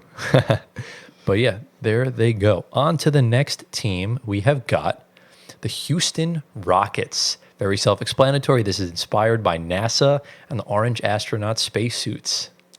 Yo. Very kind aer- of cooked with that. Aeronautical it's vibes. not bad. It's very I'm not buying Astros-esque. I'm not buying But it. he kind of cooked with the orange spacesuit thing. did. That's pretty cool. Look, I'll get it out the way. He did the most perfect job with all of Houston's. I'm buying this in a heartbeat. You're buying? This is sick. This is right up my alley. I don't know if I would buy it. I'm gonna put it in vanilla. Ooh, No. okay. No. Comparing to that jersey, it's a good upgrade. Yes. Okay. Yeah, I'll do definitely a that. good Yes. upgrade. I'll do good I actually upgrade. don't mind the H-Town jersey. a No, little that's big. ugly. That's it is ugly. yeah. It's not ugly. It's ugly. Where would you put it? Oh, man. I'm so torn on this. That's so much better than H. I just don't really like orange as a color, so That's the thing. I have to put it in vanilla. Orange is in our main branding. Like it's I know, floor space but, like- branding.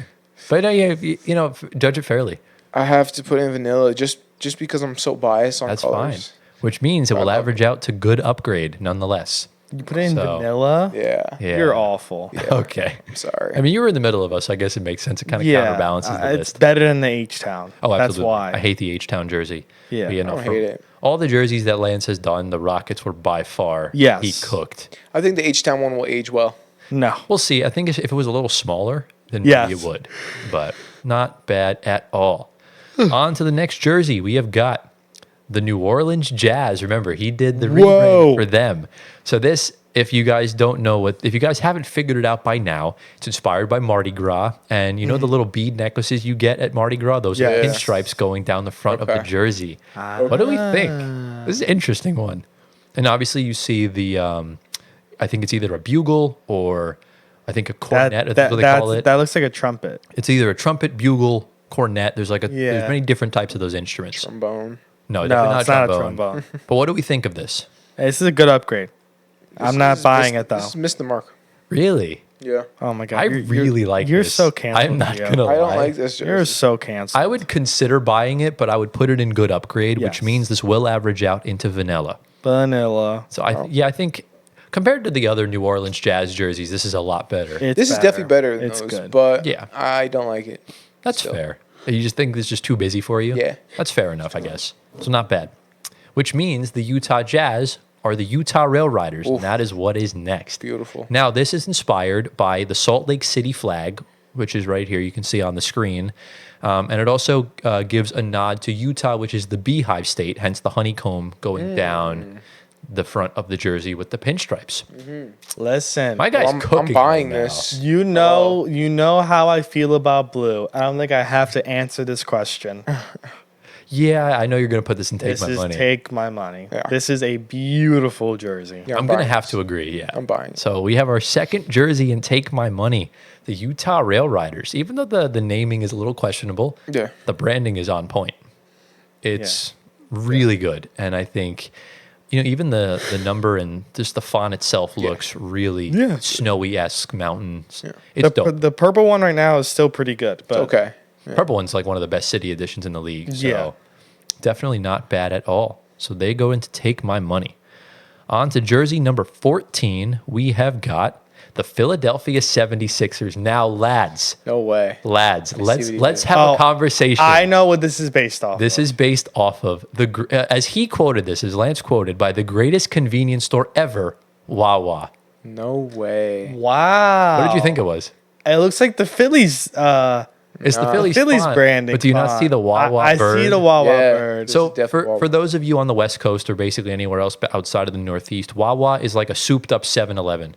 You can get like a bunch of it's 7-Eleven get with meals. fantastic food. Yeah, Yeah, it's way better. and in the people in the Midwest, you have Sheetz. Obviously, in the Northeast, we have Quick Check as well. But Wawa is a Jersey staple. Down the shore, like Wawa is part of the daily routine. yeah. So just for that reason alone, and the fact that Lance did this, I have to put this and take my money. Take my money. Take my money. I'm buying the Wawa jersey. Yeah. I am. All right. Sure. I'll put it in good upgrade. That's fair enough. Just because of I bias. don't. I also like red. Yeah, fair. I would. It's a nice red jersey. I would buy. I would definitely wear it. It's strictly New Jersey bias Yeah. as we're putting this up Yeah. and to take my money. So congratulations, Sixers. Yes. Is the one, although their icon jersey was really good if you want to It's go okay. check that out. Yes. No, remember we put that one and take my money. The the dark This blue. one here? jersey. No, I'm No, talking about the the dark blue. icon. Remember Oh, the one yeah, he yeah, did? yeah, that was Yeah, beautiful. That That was was a beautiful. really nice one. So the Sixers go into take my money as well. All right, the next jersey we have got the Phoenix Suns. Whoa. Now, this is inspired. It's like a homage to the now late NHL franchise, the Arizona Coyotes, who are now inactive because they lost the rights to their team. So he's gone full Coyotes branding. I interesting. like it. Burgundy is different. The purple and the greens throw me off a little bit. I'm not going to lie. Yes, I get, but that burgundy jersey color just fits. It's clean. Yeah, and I like the design he has on the sides. Yeah. Compared to the one to the left, it's a good upgrade. I would probably put this in vanilla because I just don't like the way the purple and green mesh. I think Vanilla. There were better places he could have utilized it, like maybe on the sides or maybe in the font. But I'm putting it in vanilla. So it's on you. I think this is cool. But it's also vanilla for me at the same time. So Look, that's fair enough. I think I would still rather have this one than the other one. I just like the number on the current one. Yeah. They kind of fucked that up a little bit. Yeah. But look, the Sun, I almost said Coyotes. The Suns will go into vanilla. And hopefully the Arizona Coyotes make their return at some point. They've technically suspended operations, which is really weird in this new day and age. But look, I don't make the rules. I just follow them. So on to jersey number 16, the halfway point. We have got the Detroit Pistons. Now, this is inspired by Motown, which is a record label, and really kind of set the cultural standard for the city of Detroit throughout like the late 1900s and everything like that. And you got, if you can see, there's like a cool little squiggly design on the textured pattern of the jersey. So, lads, what do we think of this one? I kind of like it. I would. I'm a big fan. I would buy it. I think I also would buy it. Yeah. It's kind of cool they have Motown on there. Yeah. I'm putting this in Take My Money. I don't care. I would buy it. I'll put and take my money.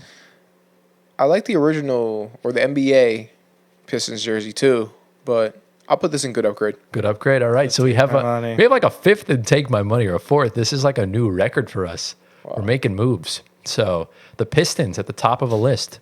Congratulations to y'all. All right. On to jersey number 17. We have got the Golden State Warriors. Niners colors. So this is inspired by San Francisco's iconic relic, the Golden Gate Bridge. Right, we all know this. You can see the two standard, or the, I don't even know what they call it, but the two column things on the side. And yeah, they've truly gone for the golden in the Golden State. Bang, And it is Niners colors. Let's go. No, So- this is Ben. Just for that reason alone, take my money. This is Just big. because they use Niners colors, take my money. Let's go. big. That is crazy. I forgot I was wearing the Niners hood. Yeah, I'm not going to lie. I'm actually a little confused on where to put this. I don't know how I feel about it. Because like it's good, but it's also really drab. So I guess for that reason, I'm going to put it in vanilla. Okay. So It'll average up to vanilla. because yeah, you guys put it at literally the two highest and lowest places. It's going to go into vanilla. There's really nothing else we could do about it. Fair. Yeah, I think there are some good aspects about this jersey, but there's also some stuff to forget about. Yeah. I think the current one, like, why are there two different shades of gold? I don't know. Disgusting. Yeah, so we're just gonna move on. So let's get into the next jersey, jersey number 18. We've got the Indiana Pacers. Here's where my guy cooked again. Yeah. So around the city of Indianapolis, and I think just around like the greater Indy area, there's NDY signs that you could take a picture in and be the I in Indy. And that's what he based it off of. He's so goated, bro. Oh, I wow. love Lance. I This love guy's a Lance. legend, bro. Yo, Shout out, bro. shout out to bro. Okay, this is take my money. Really? Yeah. This is So take my it's a money. good upgrade. Yeah, I think I'm gonna agree. I don't like the shade of navy he used. That's blue. Yeah. Yeah, it's navy. That is definitely black. It's bro. like a black It's blue. a mix. It's like a mix. Navy. You guys are colorblind or something? No. Yeah, sure. Where'd you put it? Good upgrade. Yeah, I'm going to put it in good upgrade as well. And that's where it will average out to. So I think if it was a little bit of a different shade of blue, I would have liked it. And I think if the number was a different font. It's closer to black though. It is closer to black. Yeah. Yeah. It's almost like a charcoal maybe. Yeah, that's what I So- would think. Not bad. So Yeah. yeah, any final thoughts on this one? No, let's go. No. All right. On to jersey number 19. We got the we have the Los Angeles Clippers. Now, Lance did not actually do something different for the Clippers because he rebranded the whole thing, remember, with the whole cruise marine kind of aspect. So this is basically just the same vibe, except this includes the actual city the Intuit Dome is in, which is Inglewood. Now, there's a bunch of different areas around the greater LA area. You got like East LA, Van Nuys, Hollywood, Chinatown, Koreatown, and then you got like Inglewood, Malibu. So I guess this is just kind of the West Coast vibe. So what do we think? Vanilla. Vanilla. Yeah. Yeah, I'm going to agree. I think this is definitely a Pretty straight basic. vanilla Yeah, it's basic. basic. It's not bad. It's just, it's just nothing of note compared to what we've seen. I think I would wear the NBA one. Yes. Yeah, because in the Step. NBA, it glows a lot more on the Yeah. players. Yeah. So the Clippers go into vanilla. All right, on to jersey number 20. We've got the Charlotte Hornets. So he's gone full J. Cole and gone for his record label of Dreamville. So what do we think of this one? I like J. It's a Cole. good upgrade. I like J. Cole. This is a good upgrade. This is a really sick jersey. I'm not going to lie. I'm going to Yeah. put this in good upgrade as well. Yeah. And that's where it's going to average out to. I mean, I love black and gold. It's just an easy combo to cook with. And yeah, there's really not much else to say about it. I think it's sick. I love how they used a Carolina native for it as well. Yeah. And J. Cole's a basketball fanatic. He played pro in Africa for a Right. little That's bit. right. So, That's right. So there you go. I like how he's putting the cultural aspects of the city into the jersey. It's a good idea. Exactly. So there you City go. edition. On to team number 21. We're heading up north to the Toronto Raptors. Now, this is inspired by a basketball team that only played one season in the NBA back in the 1970s, and it's the Toronto Huskies. So he's taken that branding and put a modernized spin on it with the current Toronto Raptors design. I love the idea. So what do we think of this one? It's a blue jersey, Which means which means it's a take my It's a money. good upgrade. there you go. You're buying this? 100%. You're crazy. I'm also going to agree with you, Gio. I'm probably going to upgrade. put this in good upgrade. You're it's both just canceled. It's just not crazy enough for me to put into take my money. I like it, but both it's not. I'm canceled. not buying it. It's a good jersey. Don't get me wrong, Yeah. but I think the ones we have in take my money are just better. I'll buy it for Fetty, but not for me. That's fair. So the Raptors go in good upgrade. On to the next jersey. We have the Atlanta Hawks.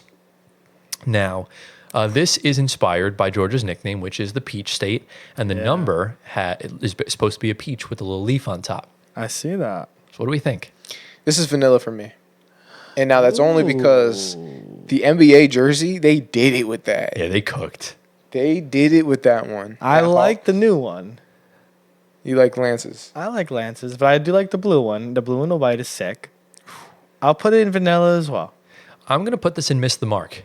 Okay. I think it could have been executed a lot better. I think it was a little too much empty space. I think Yeah. Atlanta's a little small. Maybe put it on an angle. Yeah. I Okay. think if you put the Dominique Wilkins jersey with this sort of coloring and branding, could you imagine? Yeah. That would have been sick. That would be sick. So you both put it in vanilla? Vanilla. Yeah. So it's going to average out into vanilla.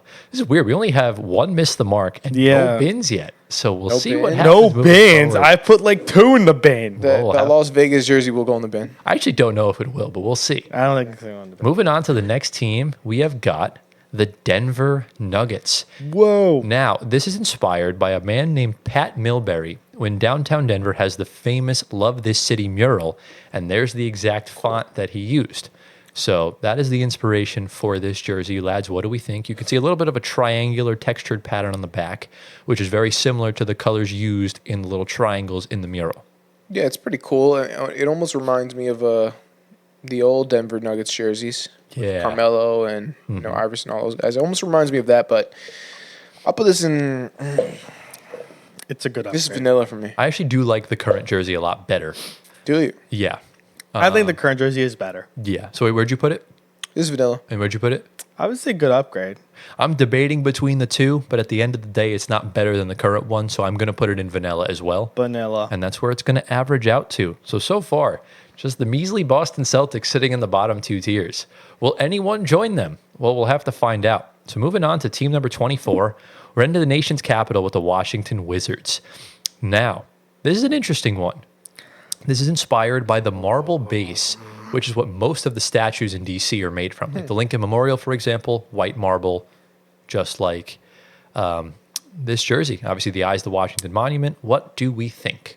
I'm sorry, but the NBA jersey is the best one we've seen probably in a while, city jersey wise. This misses the mark. That's a take. Wait, it's the best jersey you've seen City edition wise. for all the jerseys, or just for This the year. Wizards? This Do you year. think that's better than that is a Atlanta's? take. Yes. Okay, that is a take, yeah. That's a big take. What do you think?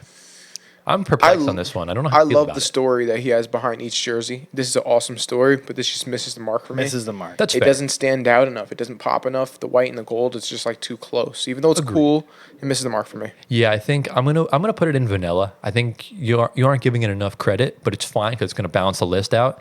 So the Wizards will average out to miss the mark. The idea was great. The execution could use some work as far as just constructive criticism goes. But I mean, I can never make anything close to that. So yeah. Exactly. So yeah, the Wizards are the second team and missed the mark. Still no bins. We're about to find out if this goes into the bins. So the next team we have is the Las Vegas 51s. Now, This is inspired by the Welcome to Las Vegas sign. As you can see, the welcome in the circles is the Las Vegas going down the side of the jersey. And then obviously the whatever shape the sign is around the 51. And obviously you have the alien up top with the little star. It's not a bin. This has been. No, it's not a bin. It'll always be been. No. Las Vegas, there's no hope for that. This is vanilla. Vanilla. Yeah. Okay. You can't go off an upgrade because there's no current jersey. That's why we're just judging the jersey. Yeah, it's vanilla. Okay. This So has been. I'm gonna go bin as well, Oh, which means it will, come on. but it's gonna average out to miss the mark. So Should go to the bin. It's not bad. it's not put it in the bad. bin, I just don't like the way Colors. the way the circles go with the Las Vegas. It clashes too much. Lance, I just don't like the color. Lance, I'm a believer in your Vegas dream. I mean, to be fair, Gio, it's better than the purple, right? At least he's gone for an indigo style blue. Yes. Yeah, it's true. It reminds me of that green is it reminds nice. me of Buzz Lightyear. Yeah, it does. Yeah. Well, yeah, because You it's really the want- aliens It's in the alien. Toy You want Story. your NBA Yeah. players playing in Buzz Lightyear Yeah, jerseys? he's a superhero. I think it'd be kind of fun. all right. Okay. He's more superhero than you. All right. You know what? He raises a very valid point. I'm literally Can't Superman. argue with that. I'm literally Superman. No, you're Sage Show. I'm Okay. literally. Okay. That's the first time Wild. we've heard it all day. Yeah, I thought we were gonna have a whole episode without it, but look, I you're guess you're, not. We're so you're, close. you're Sage Show. Okay. All right, so Next Vegas jersey. goes and missed the mark. On to team number 26. We have got the Chicago Bulls. Now, remember last year's? It was black. It had the Chicago going down. So I found out that was based on the Chicago Stadium's signage. So he did his own take on it, and instead of doing it by the stadium, he's gone by the Chicago Theater sign. Because obviously Chicago's got a cool little Broadway scene. It's very underrated. Yeah. Very underrated city to begin with. But what do we think of this jersey? I will miss the mark. I hate how the number is so like in the middle. Yes. This is Correct. vanilla for me. I'm gonna go miss the mark as well. Okay. Miss the mark. There's a lot of untapped potential with this one. And I think just with a little bit more tweaks, it could look really good. Yeah. This will average out to miss the mark, which means we have 3 miss the marks in a row. Wow. Still no bins, surprisingly enough. So the Bulls go and miss the mark. On to jersey number 27. Unfortunately, Antoine, this might be our first bin. We have the New York Knicks. Now, he has gone. Yo, that's cool. He's gone for he went for last year's jersey, if you remember it. But it's based on well, not last year's jersey. I'm sorry. It's based off of DC's Batman Caped Crusader. This is cool. With a more subtle nod to New York City's oldest nickname, which is Gotham City. I'm buying this. Are you serious? I'm actually buying. It's vanilla. I'm surprised. I thought he was going to put it in the bin. I'm buying It's this. Batman's my vanilla. favorite superhero, Oh, I didn't know that. Okay. and that's so fair. Gotham's like a Gotham City jersey. Oh, that's so cool. I don't know how I feel about it because It's I just don't vanilla. like yellow. Yeah, I understand. Like the color may not be the best, but I'm gonna I'm put buying it. it. I'm gonna put it in miss the mark because I like the idea of the Gotham City. love that. But I just don't like how it turned out. If it was like more of Yeah. a navy or yellow, I that get would've it. been sick. I get it. So where'd you put it in vanilla? Vanilla. You put it in Take Buying my it. money. buying it. I Take put it my in miss the money. mark, which means it's going to average out into vanilla. So unfortunate for the New York shit. I mean the Knicks. So Is it vanilla or is it a good upgrade? because we both had 4 and 3, he had 1, so it's going to average out closer Okay. to us since we had majority there. Fair enough. So there you go. We only have 5 jerseys left, which means we have another expansion team coming for the new viewers. So on to jersey number 28, we have got the Oklahoma City Thunder. Now, this is inspired Toss by the it. 2019 jersey. However, this is a nod to the Native American culture and heritage that is very prominent in Oklahoma City. Toss it. It's a good upgrade. I like it. Really? You like it? I like it. I don't like I it. don't know how I feel about it because I still hate the number font. I still can't read it. And I like while I do like the cultural pattern on the side, it also does kind of look like my grandma's quilt. Yeah, it does. But look, I don't hate it. It And I'm fits. going to put this in vanilla. Toss this. So it's going to average out to vanilla. Vanilla. So there we go. How many do we have in vanilla? I'm actually curious. A good amount. 1, 2, 3, 4, 5, 6, 7, 8, 9. So Whoa. 10. We have 10. We only have room for like 1 or 2 more in vanilla. Whoa. So still no bins yet. And I'm not sure we're going to get a bin. I'm going to be honest. This might be our first binless tier list. So, Thanks to me for putting Vegas in vanilla. yeah. Stupid. So moving on to team number 29. We have got my personal favorite one in this entire set, we have the Seattle Sonics. Now, this is inspired by Seattle's nickname, which is the Emerald City. And we all know the one thing the Pacific Northwest is known for, it's the rain, and more rain. And if you can see, the textured pattern on the jersey is rain. Okay, that's kind of cool. This is sick. That's kind of cool. I like this better than the Milwaukee one. So This is a- I'll this is a- put it and take my money. This is a clear take my money. This is a for good me. upgrade for me. All right, so let's go. Seattle gets into take my money. You're such a buzzkill. Wait, when to take my money? No, him. He can't agree to take my money. You got to No, put in good I upgrade. don't really like that type of color on like clothes. All right. It's cool to look at, but for clothes, I don't like him. That's fair. It's also got Alright. the emerald pattern on the sides. It's still a super cool Yeah, jersey. it's sick. Yeah. It's dope. But- So, all right, Seattle in to take my money. On to team number 30. I watch you over there. You're good. We go over to Hollywood with the Los Angeles Lakers. Spin. Now, this is inspired by the iconic Hollywood Walk of Fame. This is one of Lance's first ever ideas for a jersey redesign. This is insane. This is so I- cool, bro. I can't lie. I don't like it. I don't know about this. This has No. been for me. It's just spin. Or Spin. yeah, this has been for me. Spin. Yo, I don't know, bro. He's going to put it in Don't vanilla. wait. No way you buy this. I don't know if I would buy it. No. But this is actually really cool. And I No think way. I think because we're comparing it to the cringe bag that is Lake Show, Yeah. I'm putting this in good upgrade, man. Wow. This one is cool, bro. So I it's would vanilla. not- This is like so hard to look at, bro. Wait, so where'd you guys put it? Bin. You both put it bin, so it's going to average out to miss the mark. Yeah. So Oh, miss, yes, Mr. Mark. miss the mark Correct. goes the Lakers. I'm shocked. I think this No. one's sick. I don't like it. It's a cool idea, but a it nice just doesn't idea. work for me. No. I like the way it looks. I think this encapsulates LA way more than the Lakers. Correct. And I think I like the textured pattern. I on the need side. I need Los Angeles somewhere in that star. Maybe you move the letter agree. the number down and put Los Angeles in the star. That's Too fair. bland. I would like that. I don't think it's bland at all. I think this is No. actually like It's not perfect, bland. like perfect. Like not bland, but like it just I don't know. Mm-hmm. It's not enough. I think it's cool, man. I also hate gradient, so that's probably why I hate the current one too. Yeah. But Yeah. yeah, the Lakers go and miss the mark. The penultimate one. It's time for my bag, and it's the Brooklyn Nets. Now, this is inspired by the mosaics found in all of the New York subway stations. Now, I think it's the one difference between the Nets and Knicks. The Nets kind of really go for the more cultural vibe of New York, while the Knicks are more just historic on their franchise. So the creativity you see a lot more with us.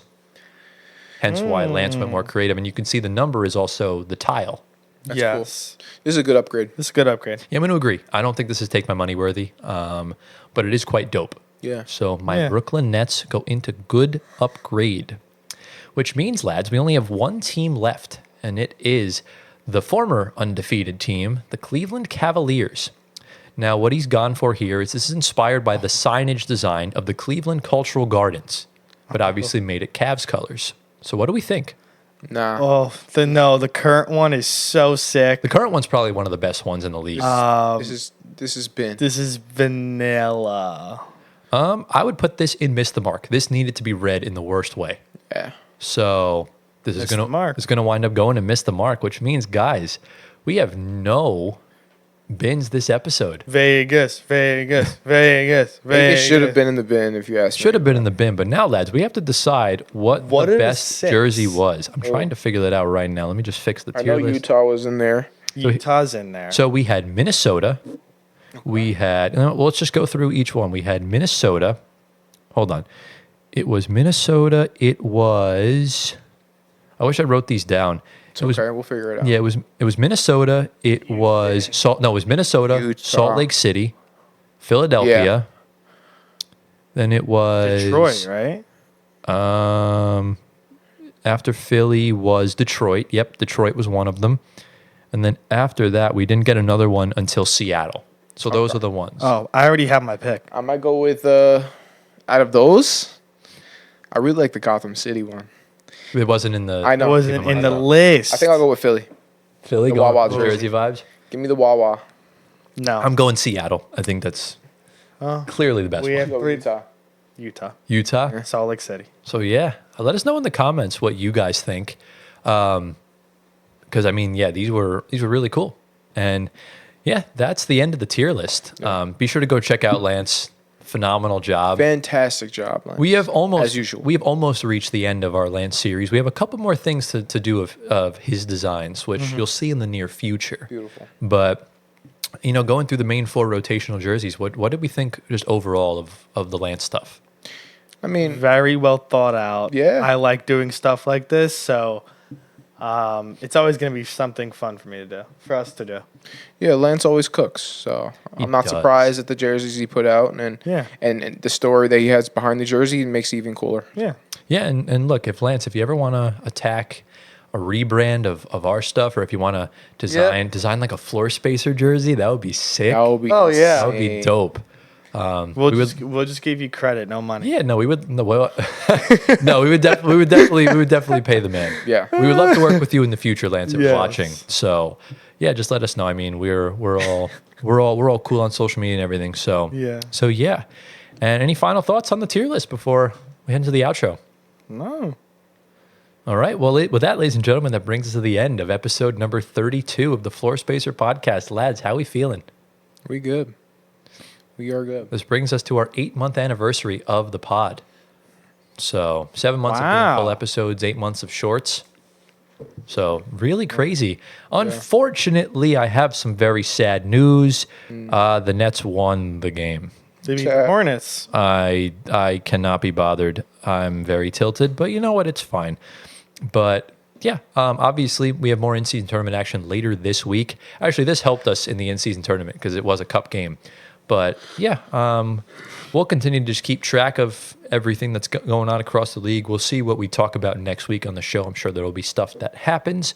If you guys did enjoy today's episode, be sure to drop a like, subscribe to the channel. We're almost at 4K. Hit the bell. If you're on audio platform, Spotify, give us 5 stars. Follow us on there. Drop a like. Answer the polls. Follow us on all the socials, which are linked down below.